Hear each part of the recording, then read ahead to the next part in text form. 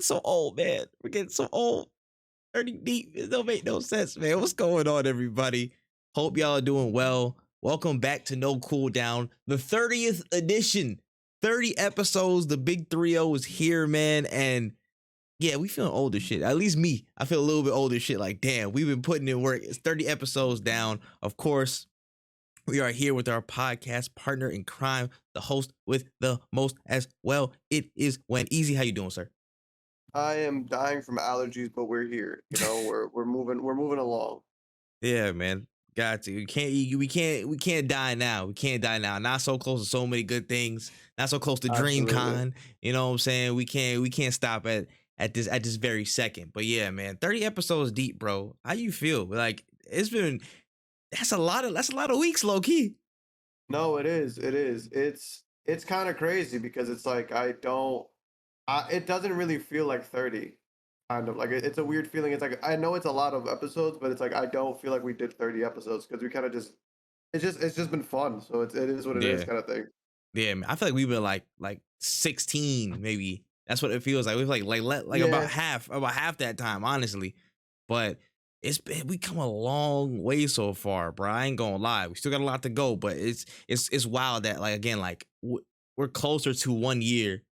52 weeks than we are to actually starting. Like yeah, we're closer to being at 1 year of podcast than, again, just actually having no podcast episodes at all. So that's freaking insane to me. And you know what I'm saying? It's wild. It's wild, man. But yeah, rate this shit 5 stars though. 30 episodes. Yeah, I gotta rate that 5 stars. 30 episodes of straight fire, straight heat, all over the place, man. Make sure you go on Apple Podcasts. Make sure you go on Spotify and rate this 5 stars. We are also on Anchor and Google and Stitcher Radio. So make sure you look us up, man. Just search No Cooldown. You'll find us right there. We'll probably be the top search. If we're not, sue that person that is not, that's claiming our spot, please. And we appreciate that. And of course, be sure to check out the video versions at Wotaku channel on YouTube. That's WOTAKU channel, CHANNEL. And yeah, we got a lot of news this week, man. With that being said, is you ready, bro? I am ready. Let's get this, man. Let's get into the warm-up. Got a couple of stories before we get into the main ones. First and foremost, so apparently like a company named Polium is planning to release some type of console called the Polium 1, which is a Web3 NFT gaming console, which is the first of its kind, that we've heard of in the world. It's supporting multi-chain console gaming on Web3 with game ports and new titles being made for it. Interesting, cool, NFTs is like but some of the buzz around it, I think most of the buzz has stemmed from the logo of this console that's coming. As people point out, it has like a striking similarity to the GameCube logo. If you look closely, just like you just rotated the image a little bit, changed the colors, add maybe a couple different strips.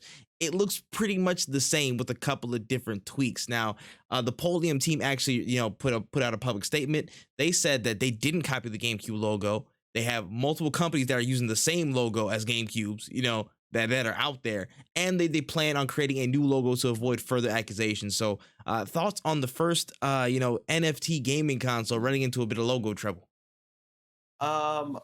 It's funny because I just think like the two things in the world that right now are not popular are new consoles and NFTs. And they were like, yo, what if we jumped into a market what if we combine those two things? It's gonna be a real moneymaker. Like, people don't want to buy new consoles that aren't PlayStation, Xbox, or Nintendo, and people don't want to buy NFTs. But I guess if you put them both together and make games out of them, sure, whatever. Like, it just doesn't make sense at all. Does that shit cancel out? Is that math? Is that how it works? Is that the full method? I don't know. Like, I don't think PEMDAS checks out in this situation. Like, they definitely should run those numbers again, because this is not it. I don't think that this is it at all. It don't make no sense, bro. It don't make no sense, dog. I'm like, listen, what the fuck are we gonna do with Web3 console games right now? You know what I'm saying? Like, if it was, there probably are like PC games or some blockchain based games or whatever. That sounds pretty interesting from a technical standpoint, but niggas don't care about this. I'm sorry. Yeah. I hate to tell y'all, it's bad. And on top of that, y'all shit literally looks like a great gaming console. Y'all stole the logo off a great gaming console. Y'all just rotated it 180 degrees and just put a P on that joint. You're not pushing P, bro. You're not pushing P, Polium. It's not that. You know what I'm saying? Yeah. Like, it's mad funny that so many people, they're just so hungry to get into a certain space that they don't realize the certain factors around them. Like, hey, yo, listen, everybody's saying don't go this way because this is stupid as hell. You're gonna run into problems. But you're like, what we're gonna do? Let's run this way, but do it maybe a little bit different way than somebody else did. Let's take a different stride in the same direction. Let's see what happens. The same result. Like people are like, yo, y'all dicky, bro, relax. You know what I'm saying? It's just mad funny, bro. I'm not buying an NFT console, bro. Why? No, Why? never. In a thing where everything is supposed to be emphasized on digital, you want me to get a controller and a physical thing to go play games? Like that's against y'all business model, low key. Yeah, no, you're not wrong. It doesn't make any sense. I just don't see why people are still trying to push it, especially in the gaming space where we're already being microtransactioned out the ass. I don't see us like. The thing is that like we're already being microtransactioned, but that doesn't mean that we're excited for more microtransactions. It's not like Literally. we want to be microtransactioned. It's just happening. You think like, I wanted this? Yeah, you know what I'm saying? It just happened. Like it's not that. Like we're selling our souls for Fortnite skins, yes, but that's Fortnite. You're not Fortnite. You're whatever this GameCube thing is. Yeah, y'all don't got Naruto. That's what I heard. Yeah, that's it's facts. Tough, bro. Yeah. Anyway, speaking of Nintendo, but I say kind of switch gears as we mentioned that word a little bit earlier. The Nintendo world was pacing back and forth as the rumors of a Switch Pro were getting stronger and stronger, and like people were like, yo, might be time they're taking videos on private. It might actually be time we might hear some news on it. And when it was time, we got the reveal of the Switch OLED for Splatoon 3. So the special edition for Splatoon is coming. I know Negus is still doing backflips out there. You know what I'm saying? He's ready to, again, like hook on some kids who are in his way at the stores. But no Switch Pro, but we're getting an OLED edition for Splatoon. How do you feel about that? It actually looks really cool. Like if I didn't have a Switch, I want to get an OLED, but I also don't want to get an OLED if there's gonna be a new console coming out soon. So that's like the fence that I have to like balance myself on all the time.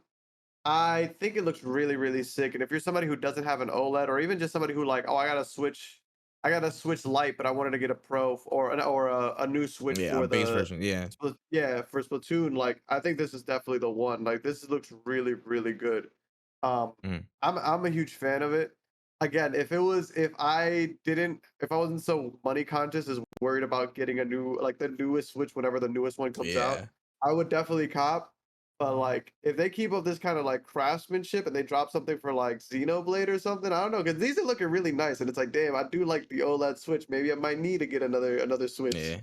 Listen, it might be in the cards, bro. I'm just like, I know. Look, for me at this point, it was like, okay, if they're not gonna let us know at least by August that maybe a new Switch is coming, I don't care. I'm just gonna get any old Switch and I'm gonna call it that. I'm not gonna get a Switch Lite. I'm just gonna focus on getting a Switch OLED and then do something else. Like I'm not gonna sit around and wait for a Switch Pro anymore, honestly, because I'm not gonna be.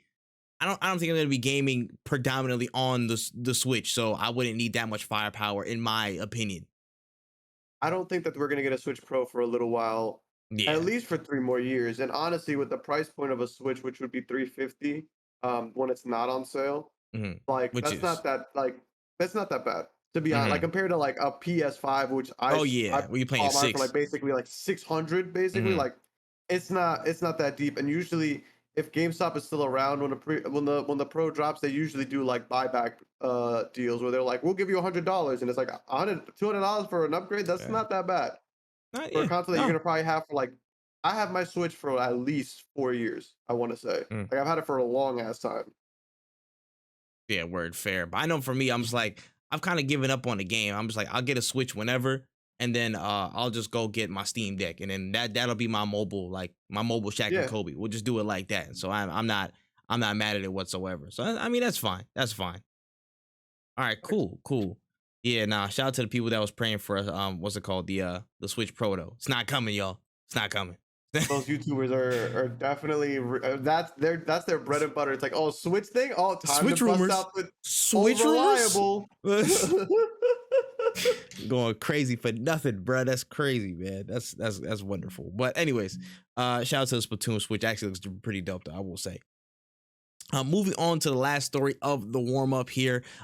It seems that the mod community is just feasting all over again as a huge bomb was dropped that the Tilted Online team will be releasing the Skyrim Together Reborn mod, which enables up to 8 players playing Skyrim co-op at one time, which if you told me that a decade ago, I would have been like, you high? You good right now, my guy? Like, that's insane. But the team have emphasized that it won't be perfect, as of course the translation from single player to multiplayer is highly difficult with netcode and things like that not even existing. But they have made strides to make it possible. Thoughts on all of this, like the Together Reborn mod? That sounds insane. I think that this is sick. I remember when was it? I was young when I first started looking into this because Mm. I am a huge fan of Skyrim, and I thought to myself, like, man, I would love to play Skyrim. Like, I would love to play Skyrim in general. Mhm. I love playing Skyrim. I wanted to play with my friends, but we never had any word on mods, or like people were like, we're working on it, but it doesn't work as well as you would want it to. This is really sick. I'm really excited for this. I don't know if I will be downloading this mod. I put too many hours into Skyrim to really be like, I really want to go back. Like the closest thing to Skyrim I'll replay is like Fallout 4, and that's just because I never beat the DLC. Mm. Like, I love Skyrim. I put a lot of hours into it. This co-op mod is sick.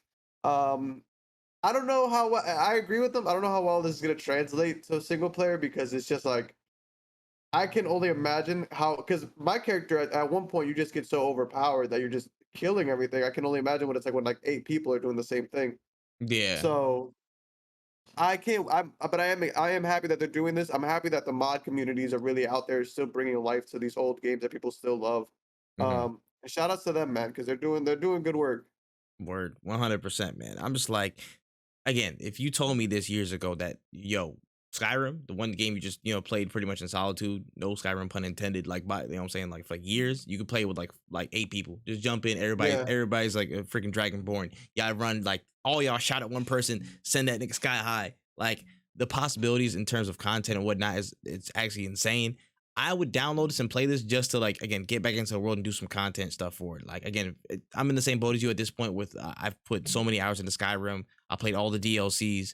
I got like 3 different editions of it. You know what I'm saying? Like, it's been well consumed on my part. But for this to at least try it and see what was going on, just like, just to fuck around a little bit and see, how people are in the open space, how you interact, like what breaks and what doesn't. I mess around and play this for a little bit, but again, just for the greater impact of this, bro, like, it's crazy to see how far mods have come. Like, I don't know if you saw it, but I think somebody picked up it was a Fallout London. It was a Fallout London mod. They redid all of London. They did a whole crazy update and stuff. I think those yeah, guys got hired on an actual dev team for something. I don't know. interesting. I think it might have been a Bethesda project or something like that, or a Bethesda team that actually recruited them. But it was so crazy just to see how far people can push it and how that's recognized by, developers and the rest of the gaming community at large, bro. Like, mods are such a huge part of games. Like, and I feel like that's understated now because of course people take the base versions. Console gaming is still pretty prevalent, but like,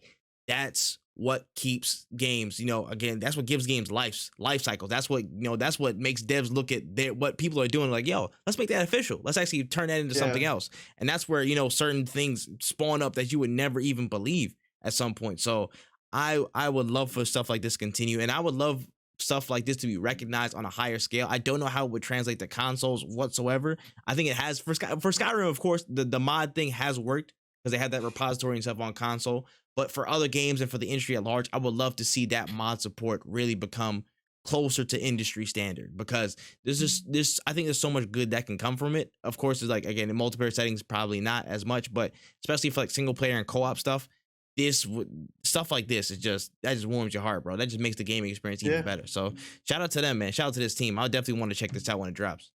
absolutely, man. 100%. All right, let's get into the main stories for this week. Starting off, damn, finally, we got that release date for God of War Ragnarok.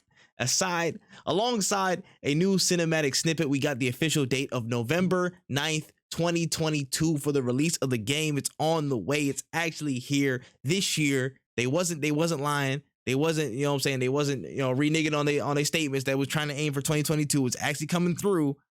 What's going on? How you feel about it? It's actually kind of crazy because like when with this game, if they were gonna delay it, they would have already said it by now. I feel. Um, so like when I didn't hear anything about it, I was like, we're probably gonna get it delayed, but it's kind of soon to November for them to like. I feel like we would have got it delayed. Mm. I want to say in June or like in like Game Fest. Yeah, like I was like, start of summer. yeah, but the thing is that this game was super quiet after the first trailer drop. It was so quiet, in fact, that I didn't even know the trailer like there was a trailer drop. I Hmm. watched it, and I remember I had to rewatch it like not too long ago. I was like, did a Ragnarok ever drop a trailer? I don't think they ever did. And my friend was Mm. like, nah, dude, we watched it. Like I remember you were watching it with me. I think it was like Game Awards or something like that. That was the Mm. last time we saw it. Yeah. And I remember I was like, no way. Then I watched the trailer. I was like, oh, I definitely do remember this. I'm like, damn, but this game has been so quiet. We heard nothing from them. Hmm. I'm happy that it's coming out in November. It is a great time to be a PlayStation owner. You got Horizon, you got a God of War. There's just so many games on that console now. It's looking pretty up for them. There are some things that they could work on, but it's pretty gas, especially and then with the announcement of Final Fantasy, Hmm. the second Rebirth. part and Hmm. Core Crisis, like there's a lot going Yep. on, man. Bro, it's crazy. Yeah, I love how you slipped in the fact that you're a PS5 owner, bro. I'm not gonna lie. You I didn't mean, say it 'cause, you gotta let explicitly, them know. but you didn't say You it's a gotta let great them time to know. own a PS5. And the It is smile, he was freestyle, like, you know? yeah, yeah, yeah. Facts, bro. That's I crazy, bro. Yeah, I can't wait to see. And November 9th is a pretty solid day too. Like that's early November. I'm all about this. I'm very much all about this. I have like a work retreat after that date. I Mm. don't know. I'm gonna have to bring the PlayStation with me on a work retreat because I don't know if I'm gonna be able to stop playing This this game. imagine Bring the he's like, well, PS5 on listen, the plane.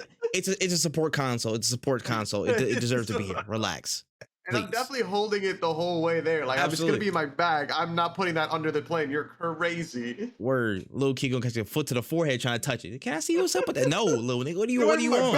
bag. Me and TSA boxing it. 6 feet, 6 feet. Back the Six, back it up. That's insane, bro. But yeah, nah, man. I'm so happy. This actually is starting to come through, and it's set for this year. For a multitude of reasons. One, I think in a previous episode, I need to go back and check for sure. I forgot to do that today, but I think we were talking about it, whether it gets delayed to 2023 or not. And because of that accessibility like article that they dropped a little bit ago, I think like April or something like that, they were talking about all these options and stuff. So I'm like, okay, the main game is probably done by that. And we talked, it was like, okay, so they probably got a lot done if they're releasing accessibility options and a showcase on those things. I'm like, okay, so they're focused on maybe the smaller quality of life stuff, tweaking, bug fixes and stuff like that phase. But I didn't know how long that was going to carry on for. I think this pretty much validates our guess. I think we guessed in consensus that it was like 2022, or it could just get in at 2022. So that's good. One, this game again looks amazing. I'm a story nerd, so like that seeing Fenrir in the trailer and stuff, I'm like, bro, that's your pop right there, bro. That's your pop right there, hanging with Kratos. That's insane. So seeing all these different elements come together looks really, really cool. The collector's edition actually looks insane because they have so much stuff. They have the wood carvings and the wood carving statues and stuff. They had Mjolnir in one of the editions, and I'm like, bro, if there was any game to tempt me to buy a collector's edition, it's this one, because I haven't bought a collector's edition in a minute, in a solid minute. I think probably Kingdom Hearts. Kingdom Hearts was probably one of the last ones, possibly 3. I don't even remember, but I don't really do collector's editions. When I saw that, I was like, yeah, I might have to pick up Mjolnir It and looks shit. I'm gonna have to really get the good. hammer. I'm gonna have to get the hammer on somebody for real, for real. But that's beside the point. The game though, I'm just very, very glad it's actually on the way this year. I think it's gonna be really, really dope. And that game of the year race is on, baby. Elden Ring. Yeah. Watch your back. Nigga, watch your back. It's on, baby. It's When on. I saw the release date, I was thinking to myself, like, when is the cutoff for Game Awards? Because if this Yeah, makes I the need to figure it cutoff, out. it's gonna be a crazy year, and some people are gonna be upset, and it's gonna be hilarious. Bro, it's gonna be Because it's gonna come down straight up to oh yeah. whether what's more important to everybody, an open world or like a Ooh. rich open world or a rich story, because I like Elden Ring and the story, Hey. there is story there, but it's not God of War story. God of War is like cinematic. It's basically a movie that you're playing.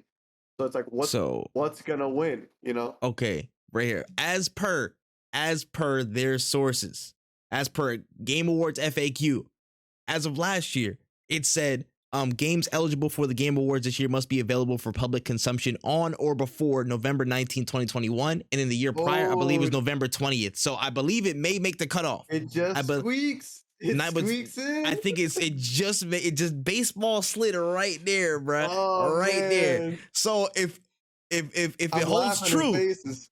if it holds true and it makes it to that game of the year conversation and it beats Elden Ring, I'm gonna be laughing to the bank because the small hater in me, of course, wants to see Elden Ring fail because who doesn't want outrage, bro? That's content, baby. That's content. I love it. So I am very, very interested to see how this pans out, man. Like that's this it's gonna be a tight race, bro. It's gonna be a tight race. Do you wanna make the predictions between God of War and right Elden now? Ring? Wait, no. Wait. I will at least play Elden Ring first before I make predictions. I want to at least play cool. Elden Ring, and I will try and get that done before and I haven't even played God of War, but I could call it. Hey, listen. I know how Jeff gets, bro. I know how Jeff gets. So I'm like, I don't know if they want to hand it one way or not. The votes might be crazy. I think it'll be a really tight race though. It's gonna be super. It's gonna be tight. It's gonna be super tight. Super tight, bro. And I'm just like, it depends on how is worthy. Yeah. And it's just like a lot of different factors, bro. Like God of War's coming in with the recency bias as well. Like it just dropped at that point. It's gonna be just dropped. So I'm like, I don't know how much of an effect that would take on something. You know what I'm saying? Or especially this race, and of course, again, so Sony fan base is like rabid for this game. So when it comes out, they're gonna be supporting it to the hilt.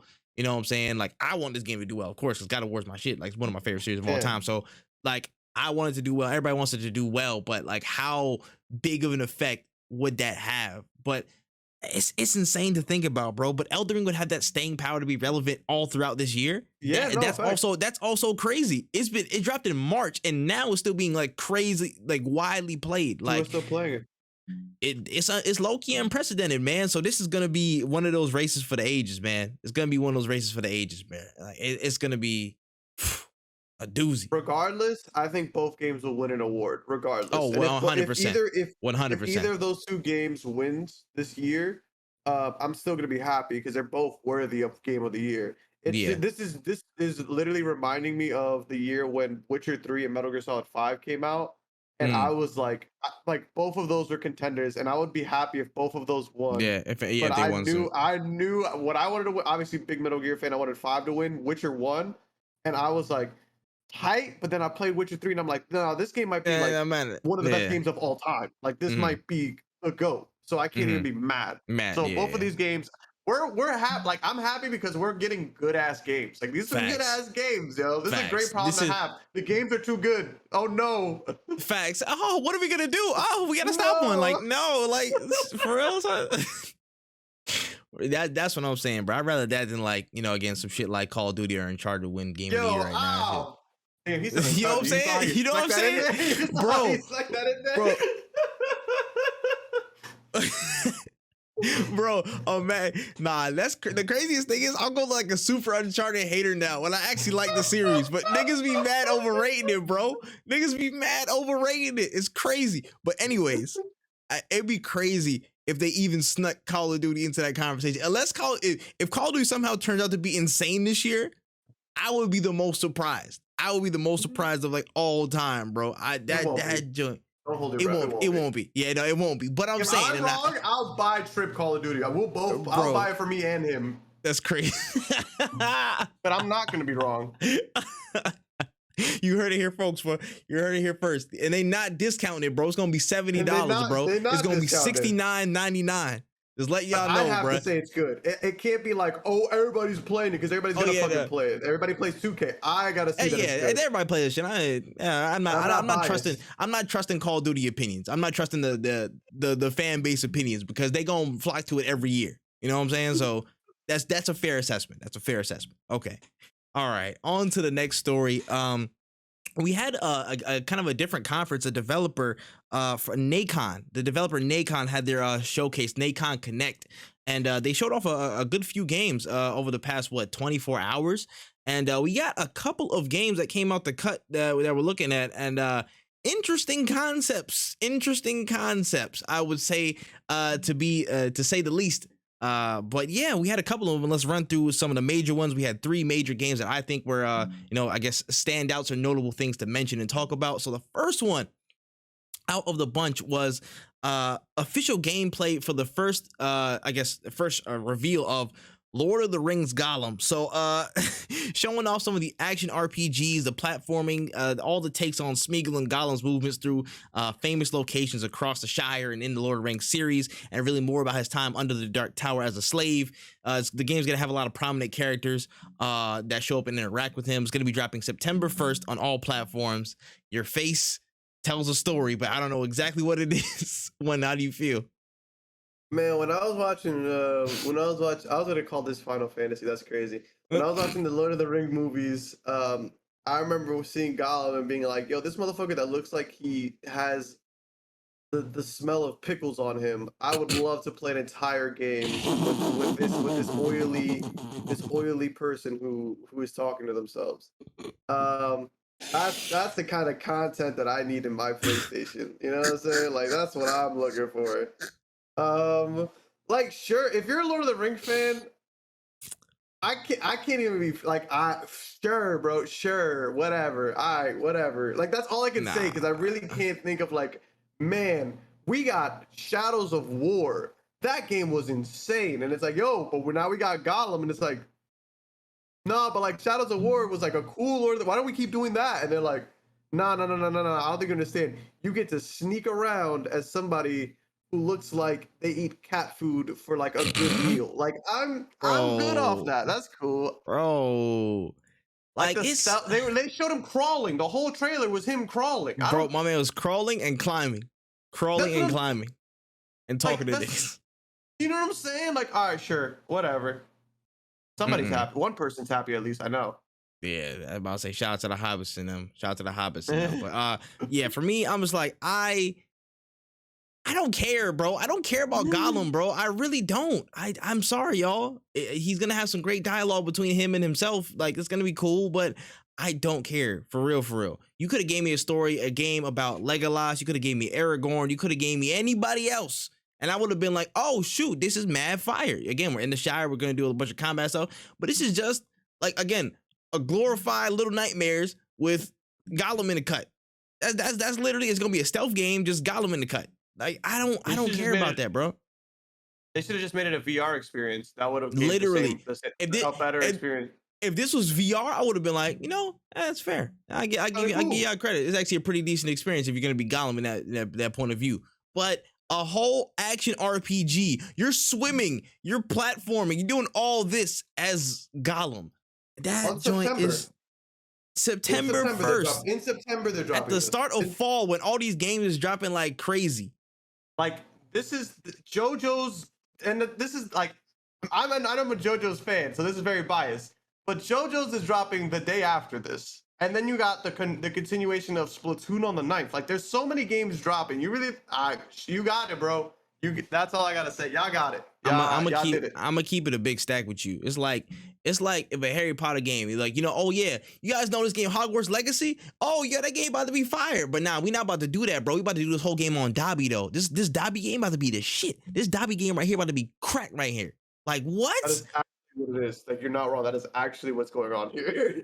Like why did you go so far left? We do not want that. We do not want that whatsoever, man. Like I wish this game well. I will say that. I will wish this game as well as possible. I hope they prove me wrong and it's actually a crazy good game. But from what I see, I do not care. I honestly don't. I should have did the Call of Duty bet with Gollum. I should have said that. Not like this. That was a safe. This might be a safer bet. And again, Bravo 6. I'm going dark. I don't want this game to do bad. I just don't know who this is for, but sure. I honestly like again, shout out to like the 8 Gollum fans out there. Y'all winning, I guess. Moving on to the next major announcement of the Nacon Connect showcase. We had the reveal of RoboCop Rogue City, taking us into the war-torn nation known as Detroit, Michigan, and into the first-person point of view of titular character Alex Murphy, aka RoboCop. This is an FPS shooter with the famous targeting system and weapons from the film, and even has voice work and the likeness of the original RoboCop actor Peter Weller. It's releasing June 2023 on all current-gen platforms and PC. Sorry, last gen. Thoughts on this one? It actually looks pretty solid. Like I actually was watching this, and then I got scared because I saw the release date was June, and I thought it was June this year, and I was like, "There's no Mm. fucking way they missed that," because I didn't hear anything about it. So then the game's asked, and then I read it like 2023, and I'm like, "Oh, I can't read." Yeah. Um, it looks really interesting. I like that. Like I saw like the targeting acquisition, like auto Yeah. aim and shit, and I was like, this could Mm. actually be really fun. It Mhm. looks interesting. This is actually out of their whole thing. This is actually the one game that I was actually the most excited for. Bro, A like RoboCop high series key. isn't bad. Like it, Mhm. I don't know what because I don't really know too much about like this company, but it just seems like they're big fans of movies because like Yeah, they it's grabbing all these IPs Gollum. out of nowhere, bro. They taking a No lot of. facts. Now that's not all they have, but like their flagship ones, like the biggest ones that I saw, they had like the most views and stuff like that. Were like these, the ones with Yeah, IPs attached to them and stuff. Of course, obviously so because people are gonna like take to the franchise or whatever. But it's like, oh, they trying to lead from the front with these. And I'm like, okay, they I hope they're good though. Hope they're really good. yeah, But this RoboCop joint, it actually looks pretty decent. I would say my only con would be like maybe some of the movement things look a little bit like a little bit stiff. Maybe need some WD-40 yeah. on that, but otherwise, it looked actually like a solid, again, a solid, probably like like decent, like maybe like a $40 game, $30 game, something like that. Come through, shoot it up with RoboCop, say some Throw cheesy that ass shit on the lines. Game Pass. You know what I'm saying? Just hit a nigga with your move creep, and then we're good. You know what I'm saying? I think that's a nice I guess nice little package right there for Rogue City, man. And that was also a really nice plus that they got Peter Weller to do like his whole face and then voice lines for it. That's actually dope that they went Yeah, the extra mile to include the original actor as RoboCop in that experience. So that's dope. And I hope some games that actually take from the IP get to do that more often, where they can reach out and actually within reason. Cause I know some motherfuckers is expensive. So I'm glad no that they were facts. able to actually make that happen. But so far, I mean, looks pretty decent. If it's reasonably priced, I might actually give it a shot though. For sure, for sure. I'm definitely interested as well. 100%. And on to the last story from this Nacon Connect. We had an announcement, a cinematic open up. We're kind of looking at some craziness right here, I guess. We have the announcement of an open world survival game set in the Terminator universe. So we just got this cinematic of, I guess, just the regular Skynet robot model and stuff like that. What was it, T-1000 and stuff? Yeah. So we just got a look at that, a bearskin T-1000, just looking at us and stuff like that. They said it's going to be a survival game. We didn't get any of the details besides that. How do we feel about the potential of this one? Um, it's when they say survival game, do they mean like Dead by Daylight survival? Is that like what we're talking about here? Nah, open world survival. Oh, oh okay, okay. Mm. Sure. Mm-mm. Like I'm just not a huge Terminator fan in general. Mm. Again, like I respect these movie franchises, but they were before my time. And I'm sure if I watched Terminator, I'd be like, oh, this is kind of cool. But like, Terminator Fire. no, yeah, I heard good things about it, and I haven't seen it mostly just because like I just never really was interested to Mm. be honest. Yeah, fair. It's just like But timing thing. it yeah, like it looks cool, but I just know the history of Terminator games. I can't think of a good Terminator game off the top of my head. There might have Not been one for one. There Super was Nintendo. nah. Like No, there hasn't been one. Not a yeah. singular one. There was one that released a few years ago that was dog shit. It was terrible. It was Yeah. so bad.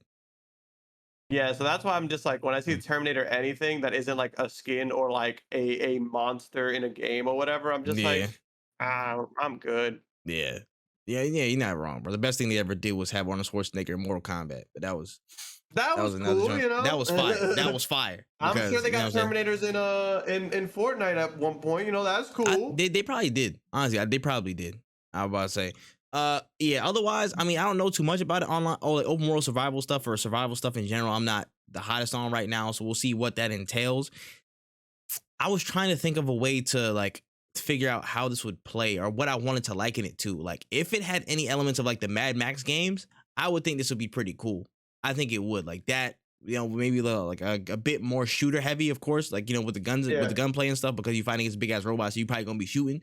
So if we can make it, or if they can lean into that type of, that type of spirit, that type of ethos for their game, I think it actually be pretty decent. Again, I don't know how the survival elements will come exactly into play with, that stuff. Maybe you just got to go from camp to camp or whatever in the wasteland, trying to figure stuff out, hiding from Skynet and doing your thing. But interesting so far. I'm gonna, again, of course, reserve judgment because we haven't seen anything, but I'm personally interested because I like Terminator and stuff. So we'll see.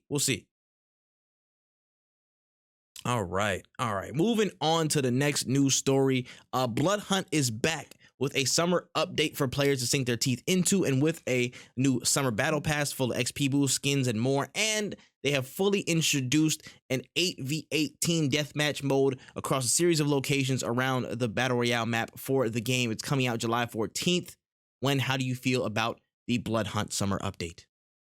I wish more battle royales had team deathmatch. I just feel like it's a mode Crazy. that could easily, like, it's such an easy mode to make, and they all have spots on their maps that would be great, like team deathmatch maps. Like Oh, man. literally, not to beat a dead horse at this point, but if Apex made control permanent, or if Apex Talk had a about team it. deathmatch, Talk you about could it. literally do it anywhere. You could do a 6v6 on any of the arena maps, and it would it be cramped?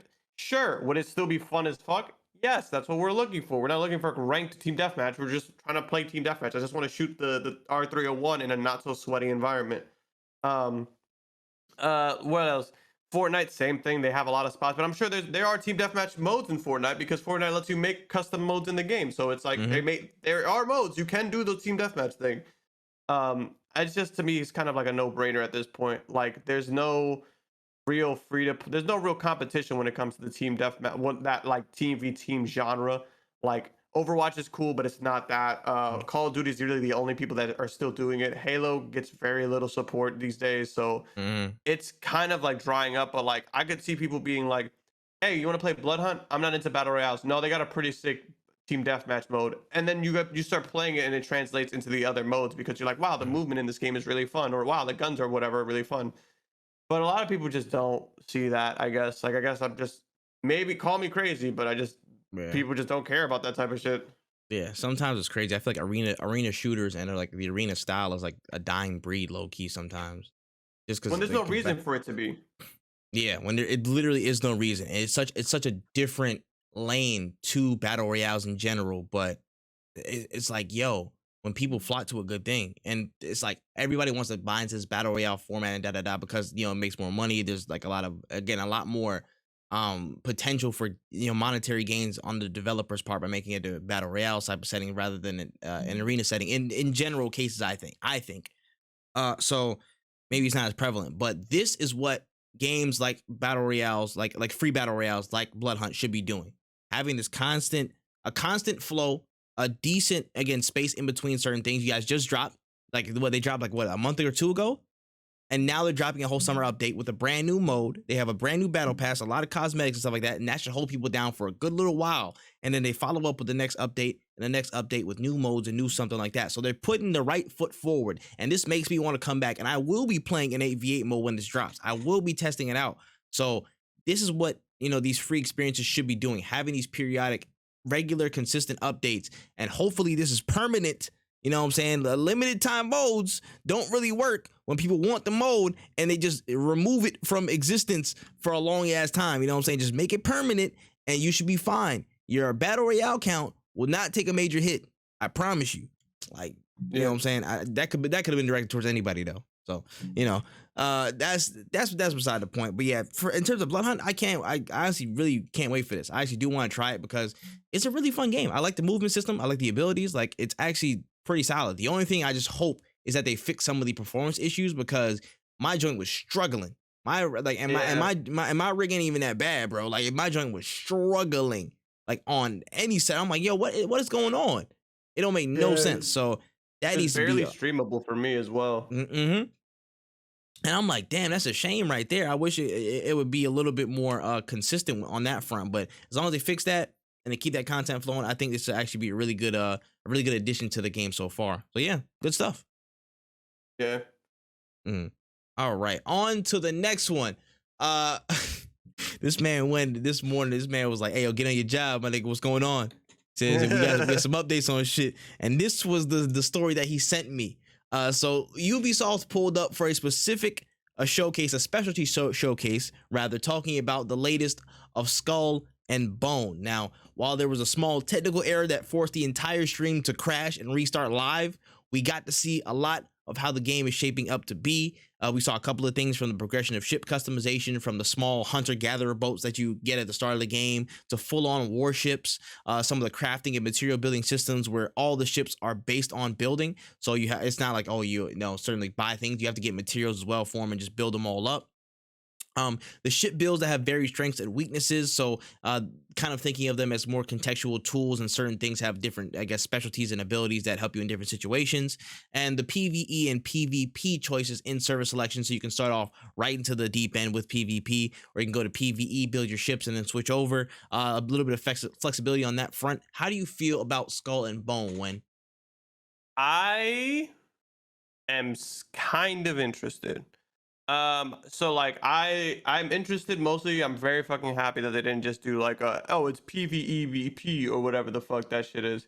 Mm. I am a huge fan of PvE. Just leave that shit there. I just want to play my game by myself, or let my friends come in with the co-op, but I don't want to have to fight other pirates. The reason I like this game I feel like missed its mark by 3 years. I feel like if this game came out 3 years ago, it would have been amazing. It would have been a staple in Ubisoft. We would be asking for more Skull and Bone games because it looks really good. But its biggest competition right now is Sea of Thieves, which by no means are they the same game, because this game looks like it has way more progression. It seems deeper than Sea of Thieves, where Sea of Thieves is just you hop on, you play with your boys, and then some people might sail and attack you. You might be in a server with other people. Um, and after playing games like Sea of Thieves and Raft and all these other like games where I'm on the open ocean, it's not that there isn't a demand for this kind of a game, but it's like you should have followed up with this after the big success of Assassin's Creed Black Flag. Yeah.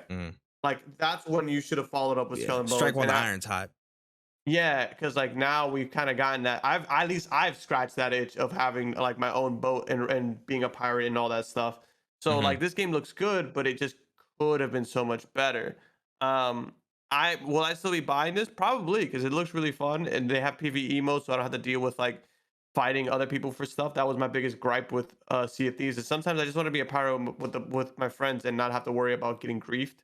And there's also a lot more progression too. That was my biggest issue with Sea of Thieves, is that like everything is cosmetic. Like you don't really upgrade your ship to do more than everybody else. It's just like, hey, you can make your ship look cooler, whereas this is like more of a progression system, more of a like a little bit of a grind, and I actually like that. So I'm happy that this game came out, because this game got announced so long ago. So long ago, like so 2017.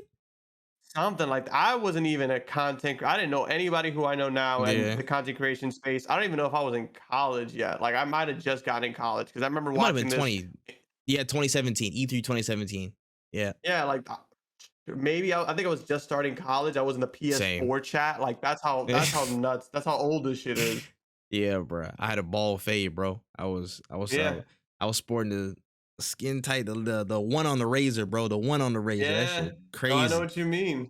That joint is crazy, bro. But yeah, just in terms of Skull and Bone, I thought it was actually pretty interesting. To be real, I was expecting a lot less than what was going on.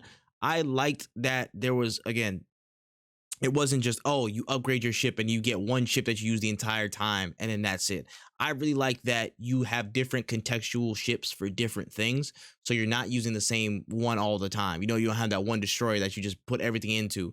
There's speed ships, there's cargo ships for certain missions. There's, more attack ships, more defense ships that hold certain things, like frigates and stuff you have to like, work with and just do depending on the situation. I like that you have to assess it in a different way and use more than one actual, like craft, and just seafaring machine or whatever, to basically get on track and do what you got to do in terms of different missions, in terms of PvP. I really, really like that they made that choice, and the fact that it's again building on crafting materials, so it's actually pushing you to go out and explore and see where different things are to get in your materials. You have to go through it. Maybe go to outposts and trade certain stuff. I don't know exactly. I guess I don't know what the on foot, I guess, mechanics are like. If you're like raiding a ship, weird. I don't know, that still is mad wonky to me, and in that sense, I would favor more Sea of Thieves. If elements of Sea of Thieves, just like traversability as a singular player without the ship, like fed into the concept of Skull and Bone, and then they kept their progression, their customization, their approach on crafting and materials, and again just setting up that world, just being more realistic, I think that would have been the perfect, blend between the two in like a seafaring experience and in a pirate experience. But it's neither here nor there. Um, Honestly, I don't think I would like buy it day one, but if it came on sale, something like that, I would low key give it a try because I mean the Black Flag mode and actual ship stuff, like it was pretty fun to me. Like going around, motherfuckers singing sea shanties and stuff. So I'm like, I don't mind it. I don't mind it. But again, I must concur with your point that it's like several years too late, bro. But that seems to be a hallmark of Ubisoft. They might be behind the cosh for a few different things, and we can get to that later in a different part of the show. But I mean, Skull and Bones so far actually pretty decent, man. Give y'all kudos for that. The only thing is that like, depending on how this comes out, and of course this might be me over speculating or whatever, but it's just like what you said about being the single player thing. A game that I think did that really well when they like started doing one thing and then transitioned into another one was Elite Dangerous, which is a space exploration game. And I remember that game was you're just always in your ship. You're always in your ship. And then they dropped an expansion that was like, now you can start taking rovers onto planets. Instead of doing it all in one go. Because I think that the ship battles could be really fun, but if you try to do two things at once and it's not working, I think you should focus on the ship thing. But hey, they've been working at this for at least 5 years now, so I feel like you have time to iron out both things. So go crazy, but hey, if you gotta if the shit on the land isn't all that crazy, bro, drop that shit and let's focus on the primary thing. Yeah, you're not wrong. You're not wrong. I would much rather them get the ship mechanics and ship gameplay down to a science and get that really, really good. And then in a later point, if you want to update, with again on foot with actual combat style or something like that, something simple. Just give people a sword and a gun and just chill out. You know what I'm saying? Literally just do that. You ain't got to do anything too crazy. Just something that's, again, just pretty simple, pretty straightforward, and people can get from point A to point B with it and actually have a little bit more fun. And you got a pretty good experience. Yeah, actually a really, really good experience. And again, people are clamoring for stuff like that, especially in like, again, co-op settings and people having, whole lobbies full of people, wanting to get battleships and raid each other or be on the same ship and do certain things. Yeah. There's a good path for Skull and Bone. Again, and now that they're kind of, I guess, behind the cosh, they can really build a consistent niche audience that is, really tapped into what they're doing. So I feel like they have a lot less pressure now since they're not under the guise of, we got to drop in like 2018 or something like that. So, I think they just got to take their time with this one. That's all. For sure. And 100%. All right. Moving on from that news into something, in my opinion, which is slightly more exciting. Through the investigative efforts of a whole lot of people, we found out that an incoming collaboration is coming between Fortnite and Dragon Ball. So some detectives dug real deep and found a bunch of file uploads on the Capsule Corp's logo and an item called the Stamina Capsule. And it seems that there may be a full collab drop on the horizon. Now, it could coincide with certain Dragon Ball content drops in the coming months with, I guess the TV show was announced for extra add-ons and stuff. And then there's a movie incoming if it hasn't already released. So there's a lot of stuff on the way and it could be some congruence there with, with Fortnite. So what are we thinking about this? This is pretty cool. I didn't end up buying any of the Naruto things yet. I know. That's tough. I said Gaara was cool, but like if it's not Rock Lee, I'm not that interested. Like that's fair. That's fair. I was the same way about Itachi. I was like, I probably wouldn't get anything unless Itachi shows up, and he did, and I was like, yeah, well, they got me. And if they would have did older Gaara and then like Kid Gaara instead of like weird over Gaara, I would have definitely copped. But I was just like, I can't validate it. Facts. Yeah, Maidenless Gaara is not it. Yeah, this is definitely up there. Dragon Ball Z is definitely one of my. It's one of the animes that molded me. So I definitely might have to cop the Goku in the Fortnite. Bro, I'm being dead serious right now. Like Fortnite got the crown, bro. I've never seen such a consistently crazy cosmetic experience, and I'm again, gaming is not all about the cosmetic experience, of course, but in a world where people are buying skins day in and day out doing their thing, it's crazy to see how much Fortnite have invested in this, and I feel like it's paid dividends so much across everything. They create a whole ecosystem where like people do marketing campaigns through Fortnite, bro. You understand how crazy that is? They do Yeah, there's marketing concerts in through Fortnite. Fortnite with collaborations. They do it through like how people do collaborations with McDonald's, like a celebrity does it with like a restaurant chain. They do it with Fortnite. And I feel like it's easy to kind of just like get that slip past, like let it like slip past your head or something like that. You know what I mean? You just hit the nail right on the head that I didn't realize. Fortnite is the new McDonald's Happy Meal. Bro, literally. That's exactly what that is. Literally. Fortnite skins are literally the new McDonald's Happy Meal. Literally. You're not even wrong. You're right. You're correct, bro. Again, people be on it so much. Again, it's easily accessible, cheap, and people and it's instantly recognizable to a lot of different populations. So people are gonna jump on the chance to get a part of that. And when you have so much steam and you can have the ability to reach across different genres and different mediums, and again bring in different brands, that's so much potential.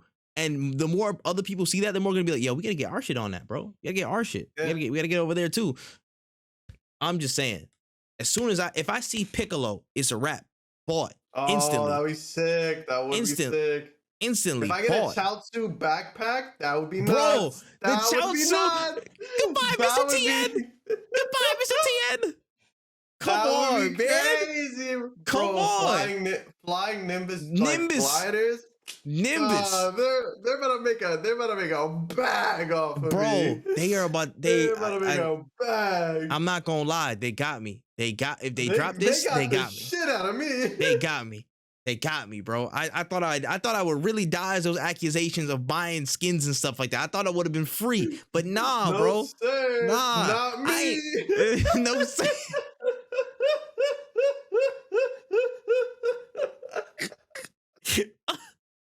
Oh my god, Bro, it's crazy to think about how much potential they got, bro. Like there's so much stuff you literally put in there, bro. There's so much. Like I don't even know where do you even begin. Like people could have a whole Super Saiyan emote, you know what I'm saying, doing the whole little classic Kamehameha emotes and stuff like that, fire off a key blast. Like there's literally a million things that they can include in there. A million and one. I was about to say, and there's just so much potential for like dope stuff to be in there, bro. Like get the theme song in there. You know what I'm saying? Like oh my god, get all of them if you need to. Like literally. Power pole harvester. The power pole and Trump sword as a harvester. Yo, it's written. It's written. Yeah, it's written. It's all there. It's written. Like, bro, they don't even need no help, bro. Just watch like 10 YouTube videos, bro. You got all the material you need for all the resources, bro. All the different skins and emotes and all cosmetic packs. You got it. Like, it's insane, man. But this got me thinking of a side question. So with Dragon Ball Z basically, you know, eventually coming on board, they got pulled with anybody. They got pulled with damn near anybody, bro. They got Disney, they got anime, they got hella anime studios, and they got different hella movie franchises, bro. Did they have Fast and Furious in that hole? Didn't they have Fast and Furious? They might have, but I'm not sure. I think they had Fast and Furious, bro.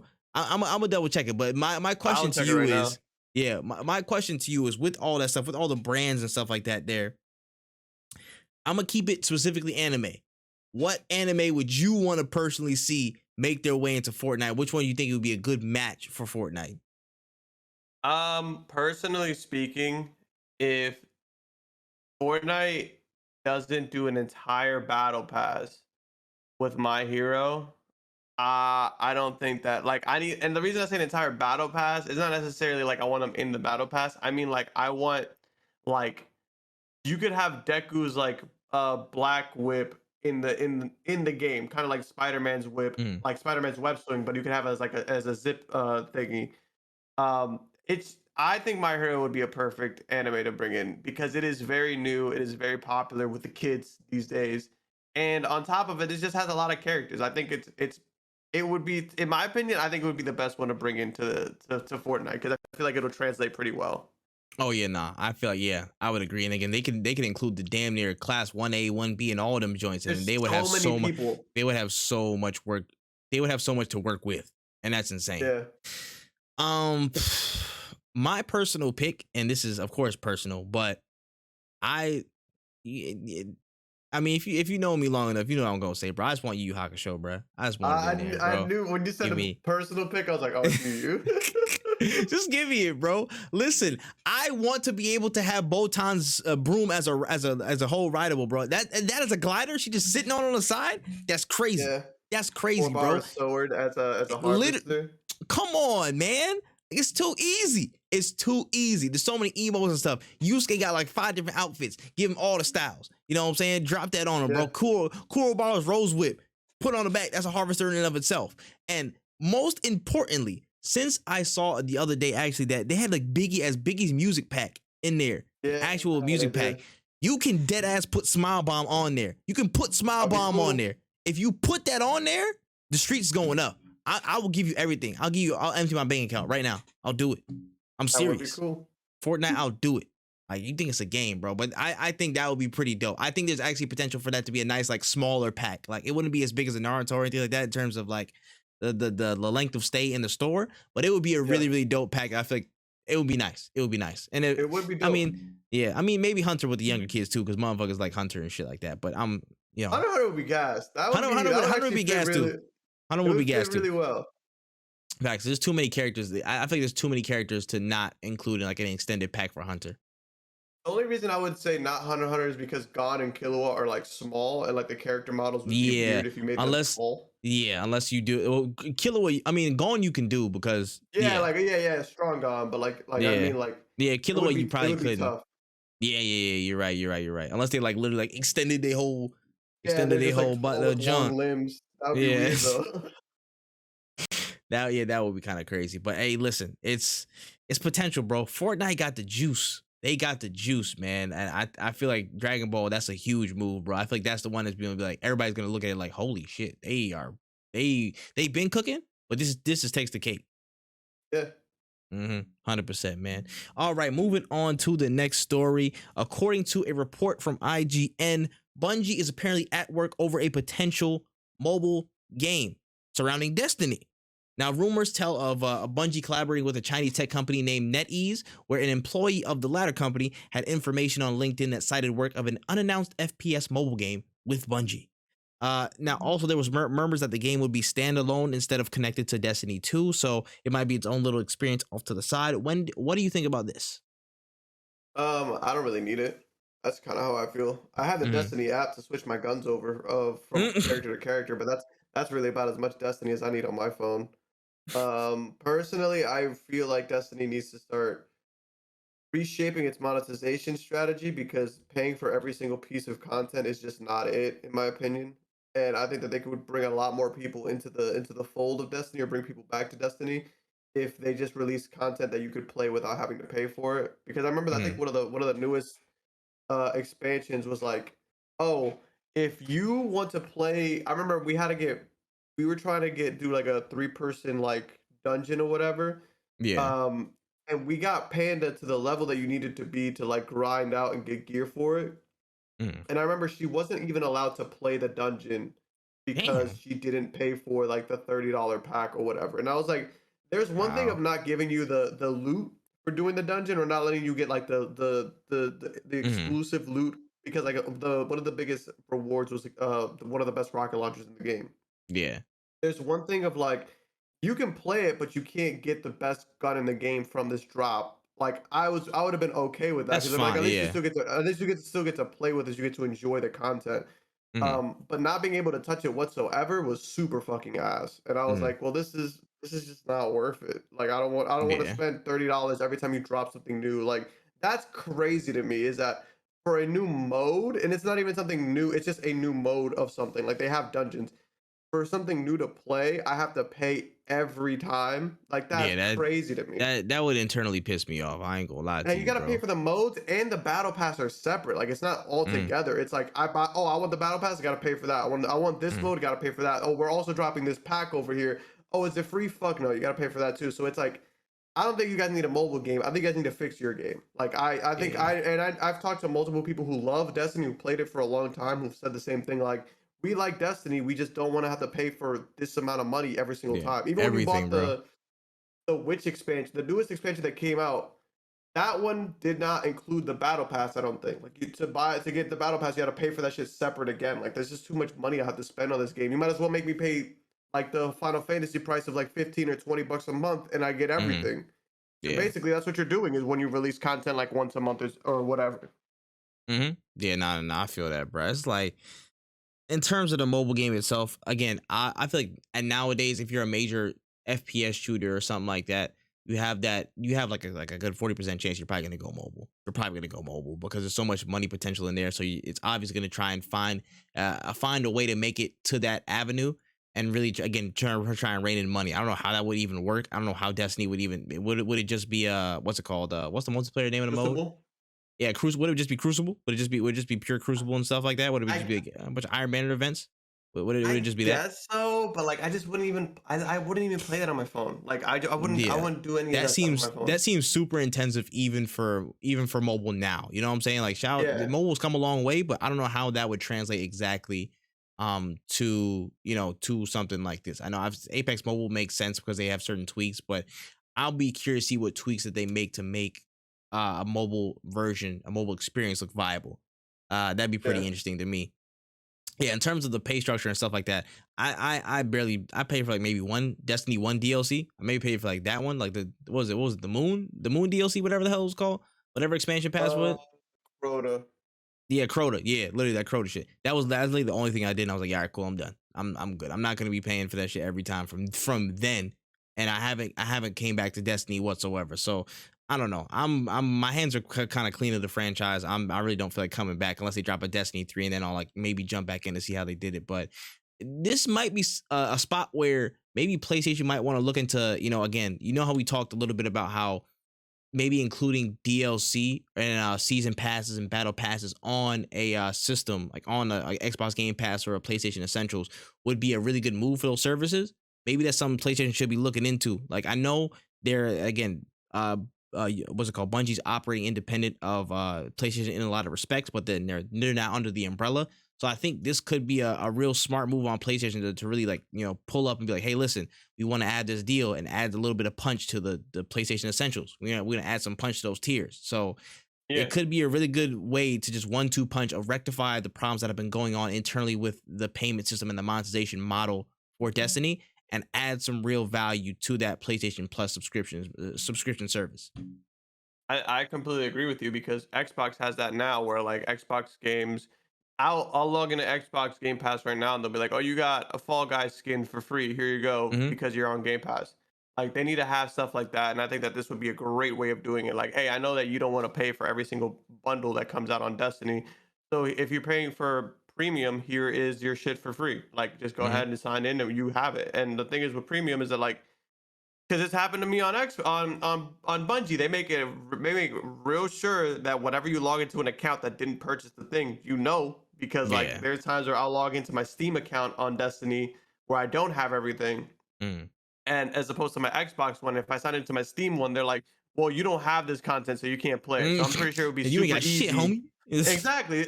It'd be super easy for them to just be like, oh, you ran out of PS Premium? Sorry, you can't play this, whatever the fuck, but. We'll see. We'll see how much they're willing to change. Yeah, how much they're willing to actually make logical sense. But that's beside the point. We'll see. We'll see what happens when we cross that bridge. All right, moving on. Hold up, wait a minute. Y'all thought I was finished? News: the ESA and E3 have officially announced they're coming back in full force for 2023, and with an added twist, the ESA has brought in ReedPop to organize the event, who have curated the execution of several events, including PAX, EGX, Star Wars Celebration, New York Comic Con, and much, much more. So E3, of course, will feature both the physical and digital presence and is set to return to the dance the second week of June in 2023. Thoughts on this? E3, we thought they was, dead and gone, like, I'm saying, like Justin Timberlake, but they came back. It's the same shit. Like I'm sorry, but like we already had E3 this year. It was Games Fest, and if you're like, no, E3 would have been better. I can't wait till next year, so we could all agree that it'll be the same shit. So you seen what's it called? You saw Jeff tweet like right after they said it was coming back. He was like, yeah, we're coming back too, guys. We're coming back to physical presence, y'all. Like. I respect Jeff's hustle, and I understand that he's trying to edge out E3. But honestly, if I were him, I would have let them fizzle out and die. Because I just think that that time of like having, because the thing is that Game Awards became the new E3 when E3 canceled itself, and now we're expecting Game Awards to be shit. So like we can't, no, like not expecting it to be shit, but like expecting for shit to drop on Game Awards. So I don't know why we're still doing the E3 thing when I feel like all the stuff with the delays, like with COVID, the delays got pushed back and all the announcements were made in now are made in like the holiday season. I don't know why we're still trying to do E3 when I feel like a lot of the timeline starts lining up more with Game Awards when it comes to announcements than it does with E3. Because we didn't really get anything at Game Awards. We didn't get anything at Summer Games Fest. E3, we might get something. I just don't think that it's going to be as much as we think it is. Like, I don't think there's that many announcements to go around for Games Fest and for E3. And I also don't know what they could possibly announce next year that we don't already know is coming out, because everything that got announced this year is coming out for 2023. So 2024, unless they're doing a crazy ass reveal, which I don't think they will, because if it were something like PS5 Pro or Switch Pro or whatever, state of play. It would be a state of play, or it would be in the holiday season, because that's usually when they drop that kind of news. Facts. Literally. And I just don't know what more we could be waiting for. You know what I'm saying? Like maybe some Spider-Man shit, but I don't think Sony wasn't even at Game Fest. Sony doesn't even go to E3 either. They wouldn't let that go until they drop like 3 trailers by themselves. But y'all can have it now, and the buzz is already pretty much gone. You know, or at least the buzz is already like fizzled out in terms of its first impact. Yeah, like it's just not. It's I don't really care, I guess, at this point. Unless you're sending me a press pass to either of these 2 events, I'm gonna watch it at home like everybody else. I'm gonna criticize it like everybody else. And when E3 is just Game Fest, or actually, because they're probably gonna be both at the same time, when it's just when they just split up the announcements in between these 2 events, we're just gonna be like, oh, okay, cool. I'm gonna be watching the Guerrilla Collective because they drop shit that I actually care about, because there's games that aren't super big cinematic trailers for AAA games. Like they're dropping shit that are like, hey, this one guy made this game where you literally beat up everybody up as a toilet, and I'm like, oh, that actually sounds like super fun, so let me go watch that. So you catch me at those, but E3, I'm not that interested. But hey, send me a press pass and I'll change the name of this song. I promise you. I was just about to say, in the article they said the press pass thing is opening up like the end of this year. So I'm like, I mean, I'm gonna say what I gotta say, but I'm still plotting. Yeah, I'm gonna sign up, and if I pull up, I'll pull up and be wrong. I don't mind being wrong. That's the thing. Please, I would love for you to prove me wrong. I would love for E3 to be amazing, but I just don't see it happening. And if it's wrong, then the thumbnail will be like, and it'll be like, I was wrong, and that'll be the whole thumbnail. I was wrong about E3. I was wrong. I'm sorry. I would like to say all 3 E's. I'm sorry. Nah, man, that's crazy, bro. But yeah, in my head, I'm just like, I am indifferent right now because I don't know what's gonna happen. But I will say I'm intrigued to see what Repop will do, since they organize PAX, they organize EGX, they've organized certain things, so they have some, you know, some power and some clout in that lane. So I wonder how they can get stuff organized and get some people into the show, especially the physical show, because I feel like that's where the game is won. The physical show, and what we hear from that show, what's on the floor, who do you get on the show floor? Like, can you even, like, who can pull Nintendo? Because I feel like they'd be really selective over certain shit like that. So Nintendo might be a big question mark. Can you even get them to your place and set up shop and stuff like that? Is it possible? I really wonder. So that's a big sticking point. Can you get some PlayStation? Can you get what exclusives can you get? You know what I'm saying? Like, Jeff got Kojima on lock, so whatever Kojima says, he gonna get first. So who can you bring in on that side to really make up the ground and really, again, show exclusivity? But you know what? For me, I'm interested to see what they do. Right now, I'm getting a little indifferent because I don't care unless I get, again, like press pass, something like that. I gotta go out there in the physical and stuff like that. But the fact that they're not down and out, I actually appreciate, because competition. I don't want there to just be any one thing. If there's anything to push innovation and push another person to be better, or another product to be better, it's good. I think it's a good thing. I feel like for the most part, it has been a good thing throughout history. Like, you think about whenever one thing is always monopolized, it's never been like the greatest thing ever. It's always been, that shit can do so much better. And when the competition introduced, they step their game up. You know what I'm saying? Stuff starts to, really click. Pushing YouTube, freaking about to say Raw and WCW or something like that. Like again, like the list goes on and on. So I'm interested to see what they do and how Repop actually galvanizes that team over the ESA. When there were games they drop, cool, but I must agree with your point as the final one. Most of our attention and most of the skew of like crazy bombs across a release year, they come in what's it called, Game Award season, December time. They save a lot of those big heavy hitters for that time. We've gotten most of our heavy hitters across game years from the Game Awards, so it's like what's the point of even seeing some of y'all if you guys don't have enough like tucked in the chamber ready for like a lot of heat, like, because you gotta have it, bro. You gotta have it. So there's so many question marks around this. Like, would people even come back to E3? Would Xbox, would PlayStation even consider coming back to E3, depending on what's going on? Can they get over their past issues of which basically caused some of those things? I wonder, but one can only see, and time will tell. So welcome back, E3. Let's hope you don't die this time. All right, man. On to the next one. Apex Mobile is back in the headlines, actually, as they dropped some new content on July 12th, including a new game mode, a new map, and the second mobile exclusive legend named Rhapsody. Now, she seems to be like a DJ in a certain part of course, the Apex world. She seems to use like her robot, like a speaker-looking bot, and sound-based abilities to create shields, potentially disorient enemies, have some ability buffs and whatnot. Looks actually really, really interesting. Thoughts on how the legend looks, how this update looks for mobile, and then we can pretty much go right into the next story, which kind of connects. I think the new character looks interesting. I'm assuming her powers will be like her tactical. It's like everybody around me will make no noise. But it'll give off a big visual cue. So like if you see the big ass dome pop up, it's like, be aware there's somebody running around. And maybe even like that little sound icon next to their feet might still be around, so it'll make them more visual, but like they won't be able to hear them. But like, so she's just using basically Apex's audio against everybody. You know what I'm saying? Like, cool. That's an ability that I feel like everybody has because their audio sucks anyways.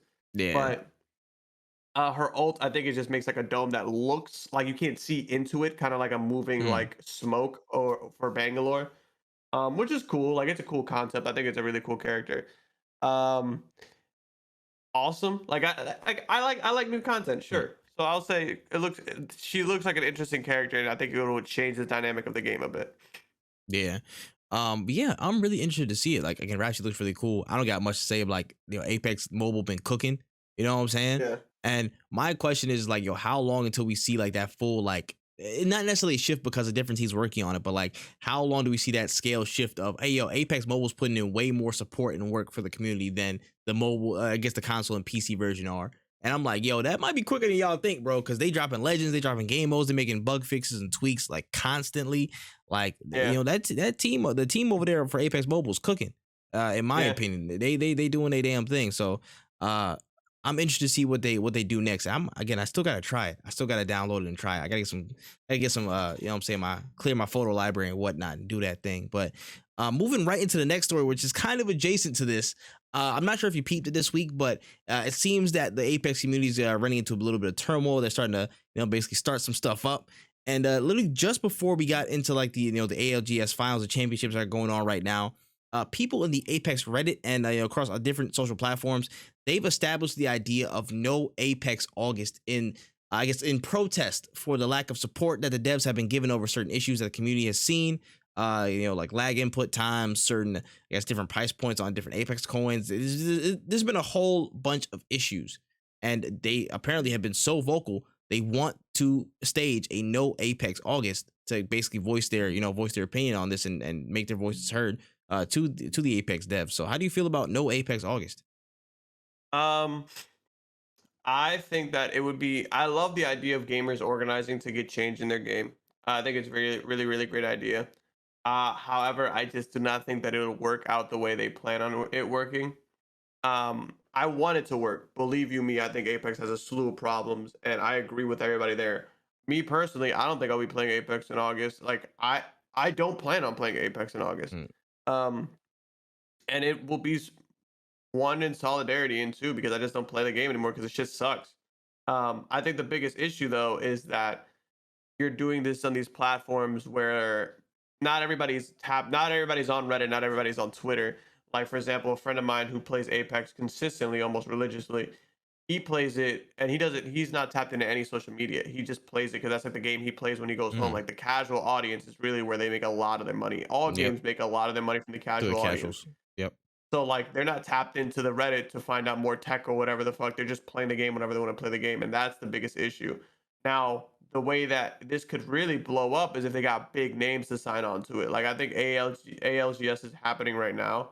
Mm. Honestly, if they would have gotten streamers or even competitors to like wear even T-shirts that say no Apex August or whatever, or just somebody like pulling up and being like no Apex August, or even just like any show symbol like somebody walking into the game with like their mouths taped over when they're walking in. And they're like, why is that guy? And then he goes out, he's like, I did it because I showed that Apex isn't listening to us or whatever the fuck. Like something to show, you know, like we need more than just like going on Reddit and more going on Twitter. We need a big show of force, even just going to like EA headquarters and like protesting outside of it and just like showing everybody like, yo, we're about this shit. You guys need to change your game. Like you can't ignore us. I think that's the biggest way you can get change is you got to do more than just make a post and just not play the game. Because at the end of the day, what happens after August? Like, are you going to go back to Apex? Like, if they could rock out with not people buying shit in August, they could just not really release a lot of shit in August and then be like, oh, September dropping a new heirloom, and then you're gonna be like, fuck, well, I'm gonna all the money I didn't spend in August, I'm gonna spend it in September. Like it's gotta be a big show of force, and I think 1 month is too little. I think you gotta do more than just a month, and just show them that like, yo, I'm not here for this shit. I'm gonna go play something else. Like show them that you don't need them. That's why I feel like Fortnite changed their act is because a lot of people were like, we don't need this game. We're gonna go play Apex. We're gonna go play something else. We don't want Warzone. We're just gonna go play Apex. Apex became the haven for people whose games they felt like were not being heard, and now Apex is that game that isn't listening to his fans. So you need to show a big show of force. Yeah, man. You either die a hero or live long enough to see yourself become the villain, man. That's crazy. Yeah. It's wild, bro. Never thought it happened to Apex like this, bro. Honestly, like they were on such a crazy upward spiral from 2019 when they first dropped, and people were just loving it more and more and more. And then I feel like it was a little maybe a little bit of complacency, maybe a little bit of they didn't have too much of a plan. It could have been a factor of things, but all I know is the effect and impact of where they're at now, and it shows that people are very unhappy.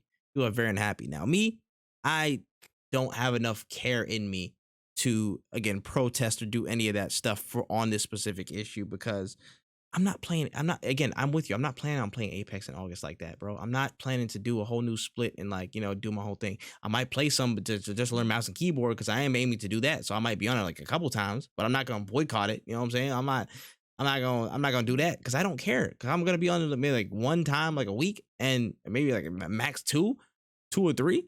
And I'm like, all right, cool, that's it. And I'm on to some other stuff. Like a bunch of games are dropping from August. Like Cult of the Lamb comes out in August, like August 11th. And I want to try that. And I'm about to be like in the trenches with it. So, you know what I'm saying? It really is what it is, man. Tripp's internet cut out on him, so okay. Oh, I heard you stopped at a split. Oh yeah, so basically they want to do like a whole split and stuff like that. I'm just like, I do not care enough to be there consistently, so I'm not going to protest or do whatever, you know what I'm saying? Because it's like, there's so much other stuff going on, bro. Like, look at August, bro. Look at August. Like, Cult of the Lamb comes out August 11th. I'm going to be playing that way more than I'm about to say any other thing ever could. You know what I mean? So, like, I'm not going to be pouring my time to Apex. Therefore, I'm in the same boat as when we're like, yo, I'm not gonna be doing no Apex August. I'm probably gonna be playing something else anyways. Like that's just gonna be an accidental no Apex August because like it's not that high on my priority list. Like unless I'm playing mouse and keyboard and I'm doing something crazy, you know what I mean? Like I don't see myself like pouring that much time and caring that much about it, man. It's like it's just wild to see that shift in Apex where the people they're revolting against the devs where it was kind of like everybody was rooting for them and on their side and was like eating out of their palm just a few months ago. You know what I'm saying? Like it's crazy to see. Oh my gosh. I almost died right there. Apex. Apex is coming back for you. I heard you talking shit. Oh, when you suck. Oh. Oh my gosh, I don't even know what that was. But yeah. Anyways, Apex is the greatest game of all time, and I will be there come August. I'll be boycotting. I'll be supporting with y'all because Apex needs to get fixed, y'all. Hey, no, I'm cool. My cough is good. All right, cool, good. All right, I'm back. All right, fuck Apex. Yeah. So yeah, basically, I'm just like, there's not enough care in my heart personally for it. So I could care less, bro. Honestly, it is what it is. I really hope there is some positive change in terms of the development standpoint because Respawn's been going a certain way for a little while now. I'm like, you guys were really on it at some point. I don't know what deviated. Again, it might be because of Zampella leaving and like EA's like, yo, you got to do this, this, and this, and they just moving with the beat. So it could be a lot of things involved. But in terms of me, my personal stance, I'm not gonna be on Apex even long enough to care about this in August. So you know, whatever. Like I guess see y'all then. I guess. Yeah, basically. All right, Apex. EA almost tried to kill me, bro. They got something in my water or something, bro. Oh my gosh. Yeah, my water went down the wrong pipe, bro. Oh my gosh. They trying to kill me live on this podcast, bro. They not gonna do it. They not gonna do me like that, bro. Not before DreamCon like this. I'll die after, man. This is ridiculous. Anyways, this week we heard that Lollipop Chainsaw is officially on course for a remake. Now with the anniversary passing over, the past few days, I think it was like 10 years now. A revisit to the cult classic IP is on the way with revamped visuals and altered music tracks for licensing purposes. Now, there's no word on if James Gunn will be involved in this iteration because he was involved with the first, but we at least know that Juliet the Zombie Hunter is on the way back. So thoughts on Lollipop Chainsaw spinning around? I remember when that game got announced when I was younger, and I was like, "Whoa, what is this?" And then I was like, "This is cool," but I never bought it. And I wanna revisit it, but I need to see if this version is better than the original. That's the biggest thing with these revamps or re-releases. I'm interested in seeing what they do with this because it was such an interesting game, but I also feel like I don't know how well it aged either. So time will tell. We will see what this game is like, what the reception of this game is like in 2020. Is it this year that it's dropping? Nah, I think it was unannounced. There was no date attached to it. I don't think so. It might be like a 1 or 2 year thing. In 2023 to 4. We'll see how people react to a game that was definitely made for its time.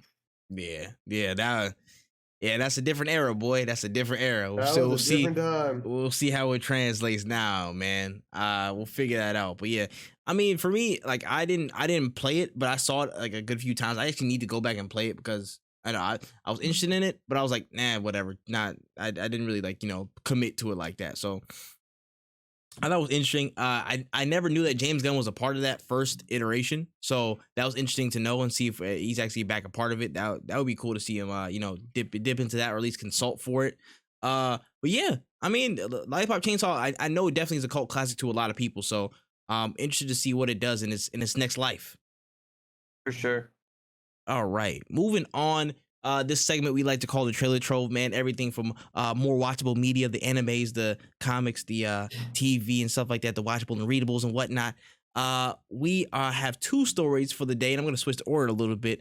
First, in Marvel news, Kxngviii and Rocketman star Taron Egerton have apparently had conversations with MCU executive Kevin Feige over the potential of playing Wolverine in future projects. Now, Egerton was quoted saying, "I'd be excited, but I'd be apprehensive as well, because Hugh Jackman is so associated with the role that I'd wonder if it'd be very difficult for someone else to do it." Now, my question here is, would Taron be a good fit?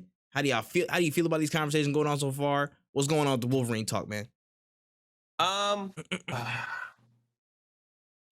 Hugh Jackman did an amazing performance. We cannot deny that. Could he do Wolverine? I have no fucking clue. I genuinely have no idea. But that's mostly because I never really seen him in that role. I also just don't know too much about the actor itself. I know that he was Kxngviii in Kxngviii, right? Yes, he was Kxngviii. Yeah. So when I see him, I think of Kxngviii, which I know that he's an actor. He was acting to be Kxngviii. Do I think he can pull it off? I think he can pull it off. Probably. I don't see why not. He'd have to bulk up a bit, like a good amount. Like it fucking Yeah. but I think like height wise, he's perfect. Like Yeah. I know that like that's for some That's a people that's a sticking thing. point. Like yeah, Wolverine is tall. Like Hugh Jackman is fucking tall as Yeah. shit. He's like That 6'2", was a and then mistake. yeah, Wolverine's like 5'3", 5'4". Yeah, like That is shorty. yeah, so like at least height wise you do it. I don't know. Like I would like to see the audition tapes. Like because the thing is like we might be sitting like he can't do it, and then he might fucking blow us away. I mean, I don't again, want to hear anything about he did like, Elton John, bro. hair. He did Elton John. He got some range, bro. He got some range. He's got range, and that's the thing is like I don't want to see like there's certain things that like we shouldn't look at when we're looking at this. Like we shouldn't be like, oh well, what about the facial hair? Like that you could put that shit on. That's not that big of a deal. The hair, everybody can put that shit on. So I don't know. I'm not gonna say that I'm excited for him to be Wolverine, but I'm also not gonna say that I don't think he could do it either. Yeah, the jury's still out, bro. You gotta make him say "bub" 5 times fast, and let's see what's happening, bro. Let's suss it out that way. You know, I heard some people talk about what's it called, old boy from The Boys, Carl Urban, potentially being one. I'm not sure if you've seen. Oh, go ahead. I was gonna say like he has like the facial structure and shit for it, but again, like I gotta see the audition tape. Yeah, I gotta see the audition tape. Facts. You're not wrong. And then Jared Keeso was also another one, and I don't know if you've seen the show Letterkenny, but he's that main dude off of Letterkenny. So I thought that was interesting too. Letterkenny, wait. Yeah, the main dude from Letterkenny, the deadpan dude, the one that plays Shorzy as well. Him. Yeah, look at him. He's like, yeah. I low key. Look, he's strong as shit in that show. At least for the episodes I see, he does maybe low key. This is a good picks. You know what I'm saying? Low key. I'm liking this short list, bro. This short list is much more doable than Dr. Doom, bro. Because I'm about to say, I can see all of them playing it in a different way, but all of them look possible, and all of them look, again, at least decent. So, yeah. Let me see the audition tapes. That's it. I agree. Let me see the audition tapes. All right, on to the last story of the trailer trove. We got a special one for this. I was waiting on Wen's opinion for this one, man. So we got word from Netflix this week that the Duffer Brothers, aka the people who made Stranger Things, have formed a new production studio called Upside Down Productions, or Upside Down Studio, or something like that. And they're already at work on a new slate of projects. And the most talked about report from Netflix was the news that they are at work over a new Death Note project.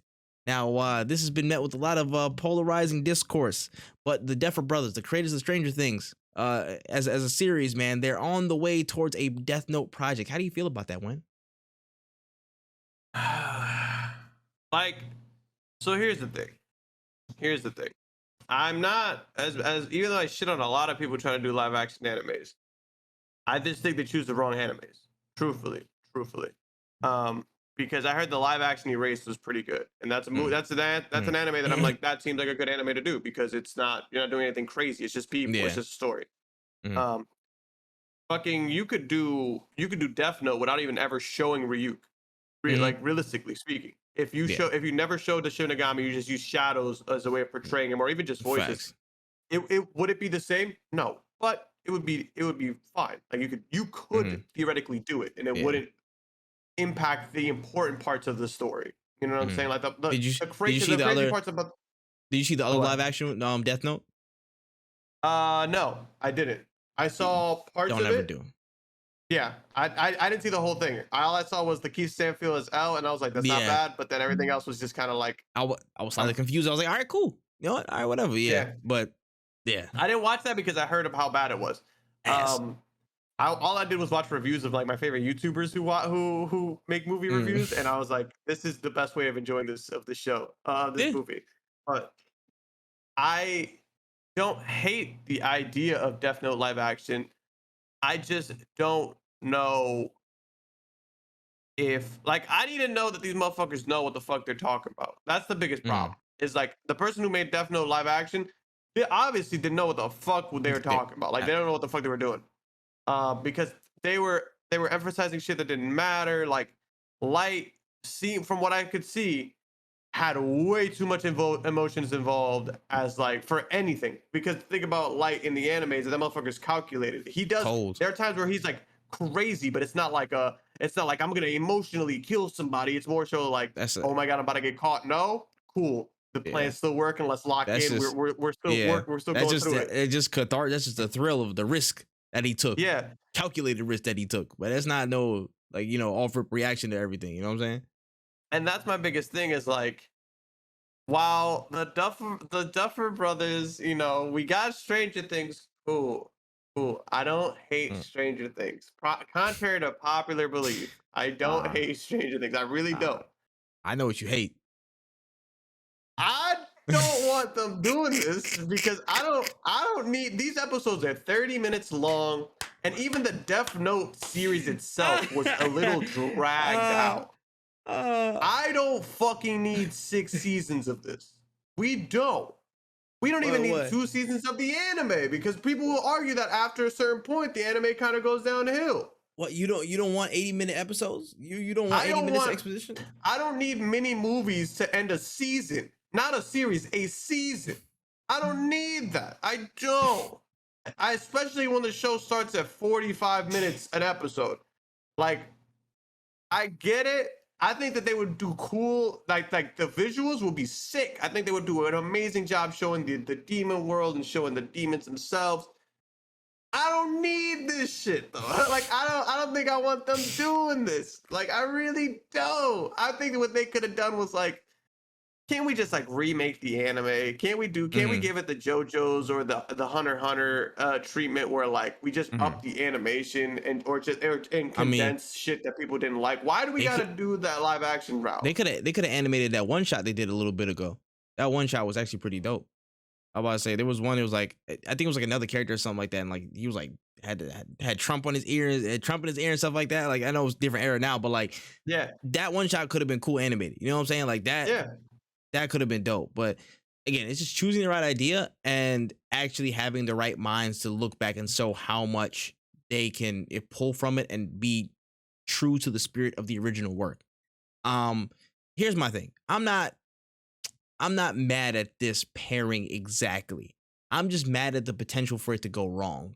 That's where I'm mad at, because track record, literal history shows that they're 0 for 1 when it comes to Death Note adaptations to live action, Netflix specifically. So I'm just like, this is not a good look, because we kind of done this before, y'all. But at the same token, I respect Stranger Things for their ability to have certain, I guess, investment in the effects and stuff like that, and how well they do on that part, because they do that very, very well. So I can see the possibility of having any Shinigami or any special effects there. And then you have to be that it's way less intensive than Stranger Things, in my opinion. Again, it would only be maybe like a glimpse of whatever realm the Shinigami came from, and the glimpse of Ryuk and stuff like that. That's probably the max it goes.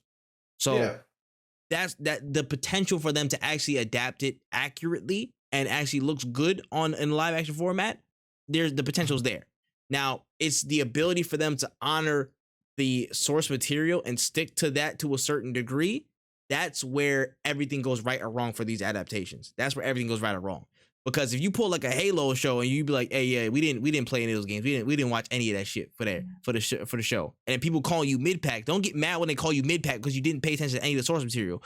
Actually put the work in to look at what works, you know what I'm saying, what can be translated, what cannot, and stick to as much of that as you possibly can to make sure the fans of the series don't burn you at the stake. That's literally all you have to do. And I feel like for some people, it's hard because they have a vision for it, and then that impedes with the actual execution, or I guess the most optimal execution of a show. But again, I'm not no damn showrunner. I wasn't paid for this stuff. I'm not a Duffer brother, bro. You know what I'm saying? I'm not no Cooldown brother. We don't got no, you know what I'm saying, no weirder thing show in the works and shit like that. So I'm just saying this from a personal perspective, but the fans will always, they'll be the deciding factor in all of this. They will. And if you don't come correct with a story that they know and love, or at least something that they, again, they take well to, and they memorize down to the very last letter, you're going to get cooked. Simple as.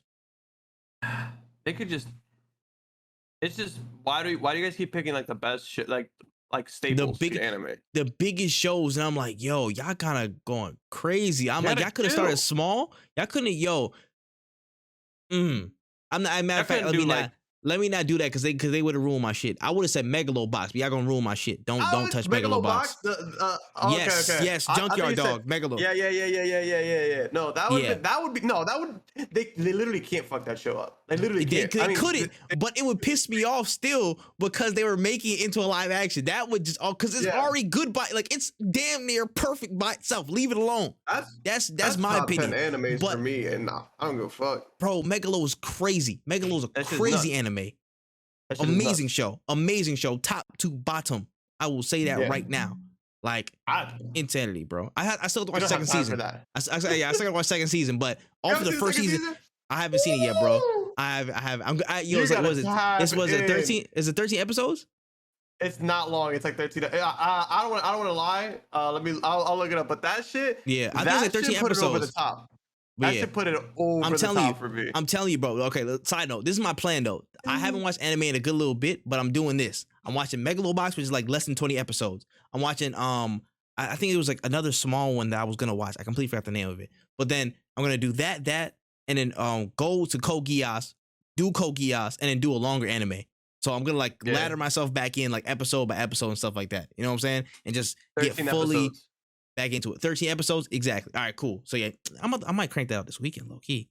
I'm about to say it's so good. It's crazy. It's Megalo, I'm man. Close to finishing the original. I'm close. This is not at all part of the notes, but I'm close to finishing the original Gundam, so that I can start. I'm working my way through the Gundams. Oh, so that I can catch up.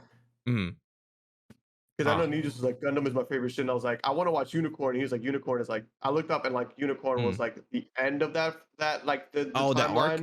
Oh, wow. Well, it's like there's a main timeline and then shit like Blood Orphans and Gundam Wing and Gundam Fighter. Those are all spin-offs. Those aren't in the same universe. Oh, okay. So I wanted to watch the main thing and then I was going to go back to the spin-offs. And catch the deviations. Okay.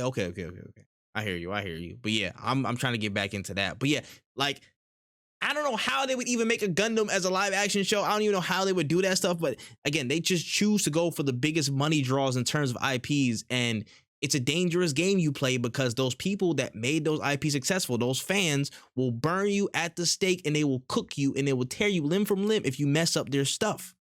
100%. So if I'm the Stranger Things people, I'm going to start consulting people left, right, and center. Hey, what do I need to do? What do I need to not include? What do I need to have? What not? You need to come correct with this. You could do hot take. You could do Yu-Gi-Oh.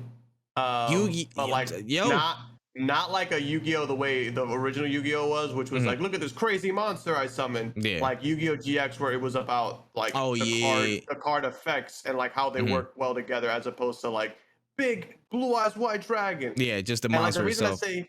The reason I say Yu-Gi-Oh is because that would be a good way of having some episodes where people are just playing the card game, and then have episodes where you're showing the hologram, so that way you guys know how to work with the CGI and make the shit look good. Have some experience under your belt with your production company or whatever the fuck.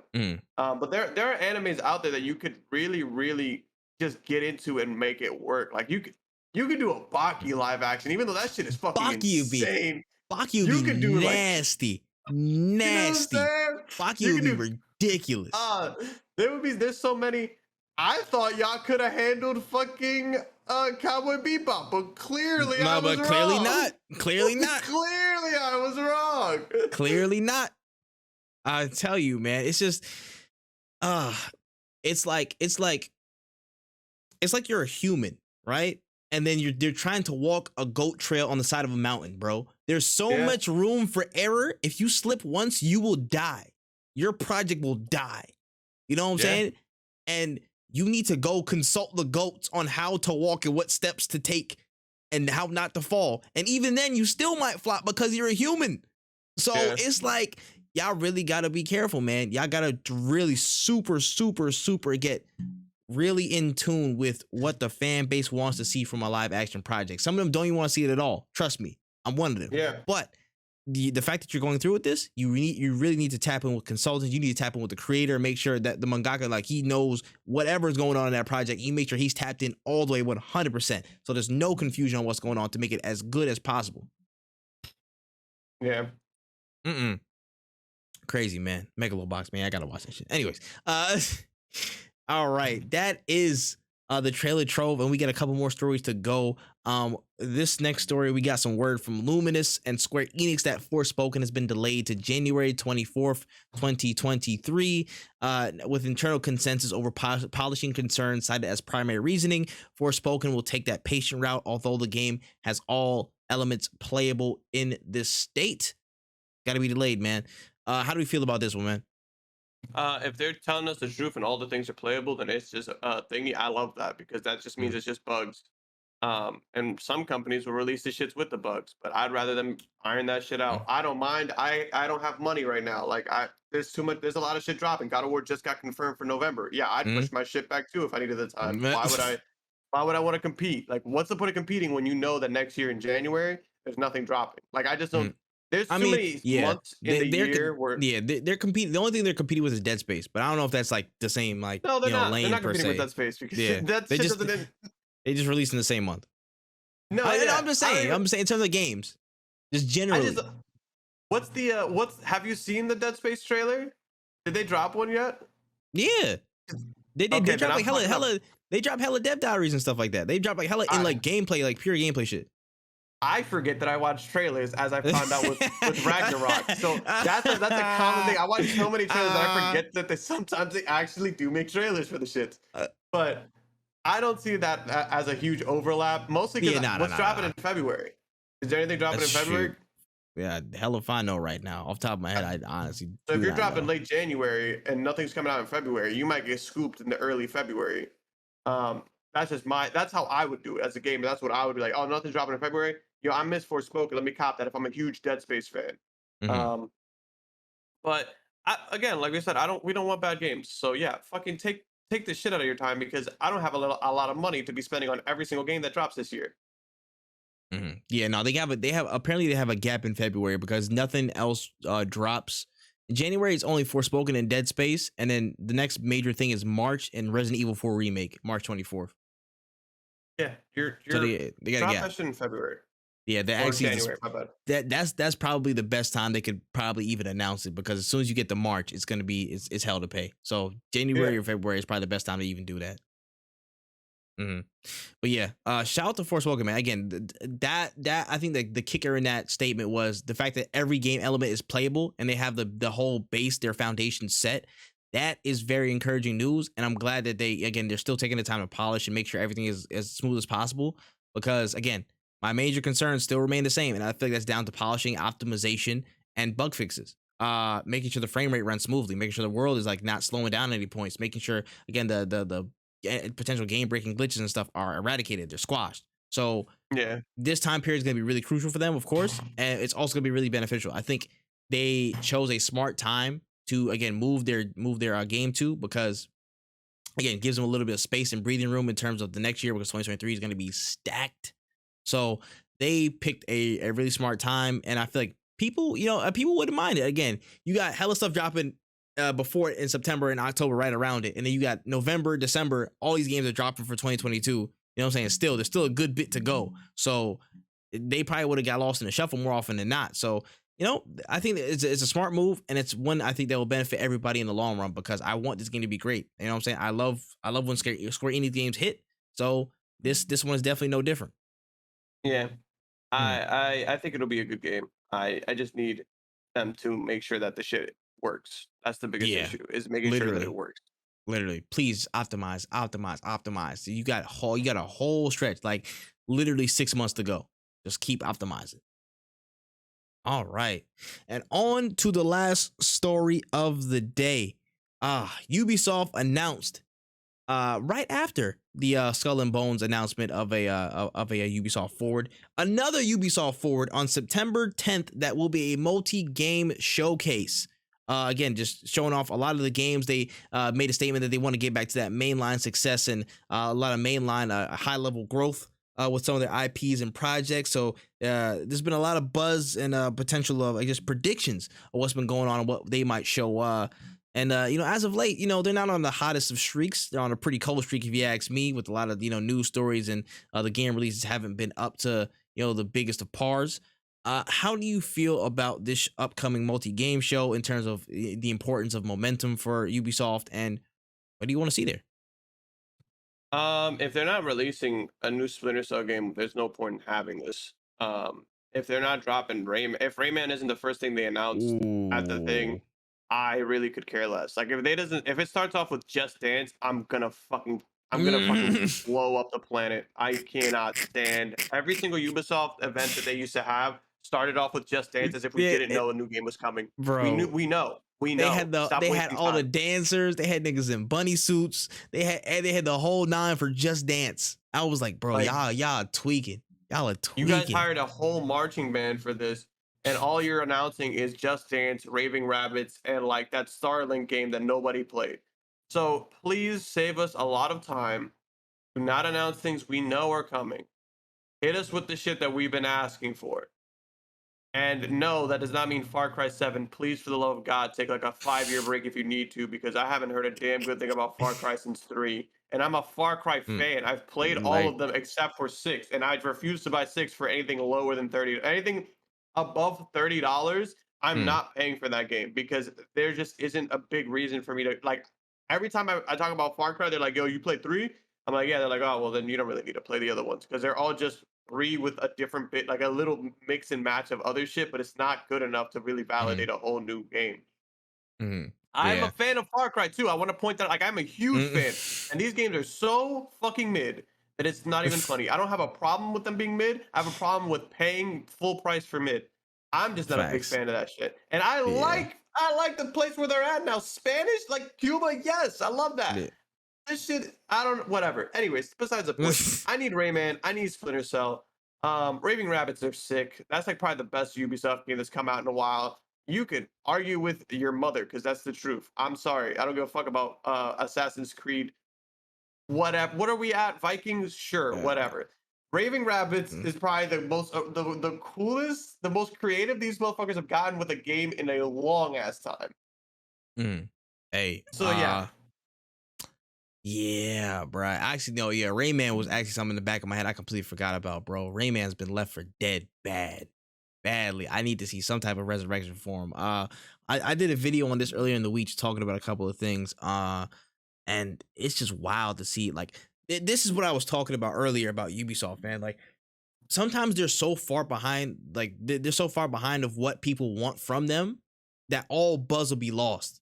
They people won't care about Ubisoft shit because they're too busy making stuff that people don't necessarily want off the top.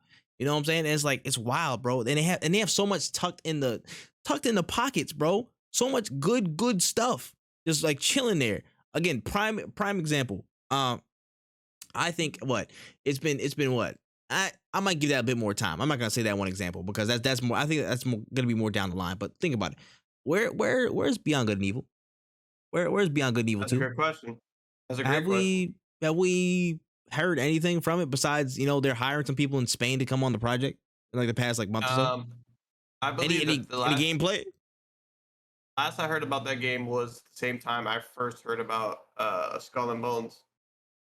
Craziness. That's wild. When you think about how far back in development hell that game is and where it should have released, it's insane to think Ubisoft sitting on an absolute banger that damn near everybody wanted to be a part of. That was 100% there. Like, I'm trying to think about it. Like, how many games like do they out there? Honestly, because of how Watch Dogs 2, like everybody was talking about Watch Dogs 2, I was like, where's a new well, actually wait, Legion dropped recently. You need more time on that. Correction. Take more time and drop an actually decent one and bring a black protagonist back in the fray. I will say that about what's it called? Watch Dogs. Keep that. We need to really like talk about Assassin's Creed Infinity. What the hell is it? What are we gonna do with this? Are you guys even gonna drop an Assassin's Creed in between it? Are you actually gonna go to Japan and like, you know, stop pump faking? Stop being some bum ass niggas and actually do it? You know what I'm saying? At this point, you probably don't need to because Ghost of Tsushima 2's coming out already, so it might drop before y'all. So don't even worry about it at this point. But I'm just saying, like, where's the plan? Where's the momentum, bro? Where's Prince of Persia? Where's that remake at? Where's any update? You know what I'm saying? That's been pushed back to like, you know, high hell. Who knows what that is? Again, Splinter Cell. We know that just got announced as it's coming officially from December in like a little blog dev diary. We need something. We need a cinematic. We need something. This is the one time I will accept a cinematic. Like, for sure. I will accept whatever. I just need to know what the direction is. Is Sam Fisher coming back? Is he not coming back? Is Briggs coming in? What's going on? What's the take? I need to know what that is. Let me see. Oh yeah, I said this in my video as well. If you show any Ghost Recon Wildlands stuff, you show any open world Ghost Recon game, I will honestly punch my screen. Like, don't show me that. Leave that in there for about a decade and then come back to it. Unless you're remaking like Ghost Recon Future Soldier or something like that, don't show me no Ghost Recon. Don't show me nothing. Don't show me none of that stuff because I don't want it. That's my opinion. They used to be creative with those. Now I just feel like mad creative. Ghost Recon used to be that stuff, bro. Ghost Recon used to be crazy. Unless y'all doing one that was like it was like blue. Oh my god, I can't remember the name of this game, but it was like sick. I gotta look up. I gotta look at the full list of Ghost Recon games now because there was one that recently came out that my boy I remember was telling me. Was like, no, this game is. Oh, it was Future Soldier. You were right. Future Soldier, bro. Yeah, everybody loved Future Soldier. That shit was super. Future Soldier was insane. Future Soldier was great. It was a great game, fantastic game. I love Future Soldier, but again, that's beside the point because they ain't had a game like that in a minute since they decided to take Ghost Recon to open world and stuff like that. Like, it's they just saw how good Metal Gear Solid 5 was, and they're like, let's make Metal Gear Solid 5, but Ubisoft. And it's like, no, nobody wants that shit. But we're here, gonna get the Division 3. You know what I'm saying? Like, ain't nobody, you know what I'm saying? Sorry, King, but niggas ain't playing the Division 3, bro. I'm sorry. I'm not doing that no more. I'm not doing it, I have an issue with the Division because it's just... It had potential, honestly, and I like the concept, but it was just, it's boring. That's what it is. Yeah. Yep. No, you hit it. I thought it would have been a lot more exciting, honestly. It's just a boring game. Like everything is just boring. Everything feels like it feels like I'm going to work when I play the Division. Like that's what the Division feels like. It's like, oh, I'm gonna do this because that's what I have to. Like, it's not a bad game. It's just bland because you're just shooting up. Everybody's the same. It's not. They were gonna go for a third-person cover-based Destiny, which is cool, but Destiny has like variety in their enemies and like all the cool shit. Like this is just, it's okay. Like it's not bad, but I'm not paying $60 for an okay game. Facts. There's just so much that Ubisoft could work with, and it just feels like they don't, or they're just so far back in terms of development progress that there's not even a way forward for them. Like, it hurts, bro, because they got some bangers on them, bro. Like, it's ridiculous. It's ridiculous at some points, man. Like, some of these games that they have in the tuck ready that could easily propel them like into such a bigger state of momentum and people hold them in such higher regard. It's just not happening, bro. They'd rather focus on quartz, the same Ghost Recon joint. You know what I'm saying? Like, how to get live service to get more monetization out of people, whatever, bro. Like, hell, give me an Immortal Phoenix Rising sequel. I'll take that in a couple years time. Like, why not? Why not? Yeah. It's just a lot of stuff that they could do that they're not doing. And what's the new For Honor? For Honor's been having content updates for a minute too. A new For Honor I would actually be into, bro. I would be into a new For Honor. Like, it's just so much stuff. And matter of fact, give me a Sony Vegas, bro. Not a Sony Vegas. Give me a Rainbow Six Vegas 2. Give me a Vegas 2. I said Sony Vegas. I was about to say, give me a Vegas remake or some remaster or something like that. That would be dope.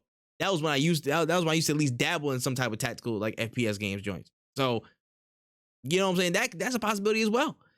I will say this generally for Ubisoft though. It feels like now, this year and next year are like pivotal years for the Ubisoft brand. Again, Assassin's Creed does not have the same magic as it did from before, according to the fans and people who have received the game. People are losing steam with all these different Ubisoft franchises. It's do or die at this point, in my opinion, for Ubisoft. It's do or die. They need to come with some heat, or they're gonna really get put into the dumps with whatever, bro. They're already losing face in terms of using quartz and all these other things that people don't vibe with. So it's already a negative, and it all comes down to the games that you drop. Are you gonna drop heat and actually get some people back on your side, or are you gonna again really like drop off and do that? Like, and are you gonna fix up or not? Simple as.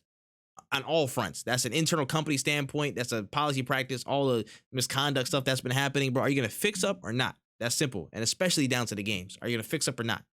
That's my 2 cents on it. It's just sad. Mad sad, bro. All these games got to go to waste for no reason. Insanity, bro. But again, I hope they come with some heat. September 10th is going to be a very important day in Ubisoft's recent history, if you ask me. Yeah, we'll see what happens. We'll see. If it ain't Rayman 3, that's just an L to me. Because I feel like it's been so long for like, and they're not crazy complex games. They're platformers. You guys just don't want to make money. Mm-hmm. Facts, bro. They don't want to make people happy. That's cool. All right, whatever. We'll see y'all. We'll see y'all in September. We'll see y'all when we see y'all. But with that being said, that's all the show notes I got for today. Another solid episode down. Any stories that we might have missed? Not that I could think of. I forgot to mention this at the top of the podcast though, but I will say this though. Hey, listen, real talk. Yes, rest in peace, Kxngviii Takahashi. You know what I'm saying? Oh wait, what'd you say? Go ahead first. Was that the same thing? No, it's that, but there's also something else. Oh, okay. Is it related to this? No. Oh, I mean, well, yeah, or whatever. I'll go first. That's fine. But no, for real. On a serious note, rest in peace to Kxngviii Takahashi, bro. The creator of Yu-Gi-Oh! Sadly passed away this week. Just want to pay respect to that man. You know what I'm saying? Literally put on millions of people to anime and whatever. People didn't even know. Like my older brother, who is like the most gangster person I know in my life, had a whole double stack of Yu-Gi-Oh cards, like boxes this wide and stuff like that. Like it had such a I think again, like it probably wasn't as huge, but it had such a profound effect on a lot of people, you know what I'm saying? Especially in like black communities, stuff like that. Like motherfuckers love Yu-Gi-Oh. Yu-Gi-Oh was really that stuff, bro. Like it impacted so many people positively. It was such a dope show.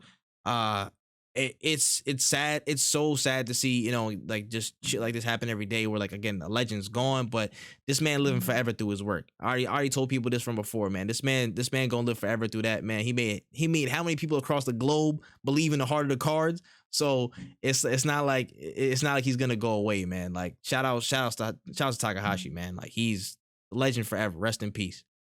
No, facts. I to this day, I'm one of like the core childhood memories was playing like with the same exact decks. Me and my brother used to play like nonstop Yu-Gi-Oh because we would be bored at the crib. Like it's such a good time.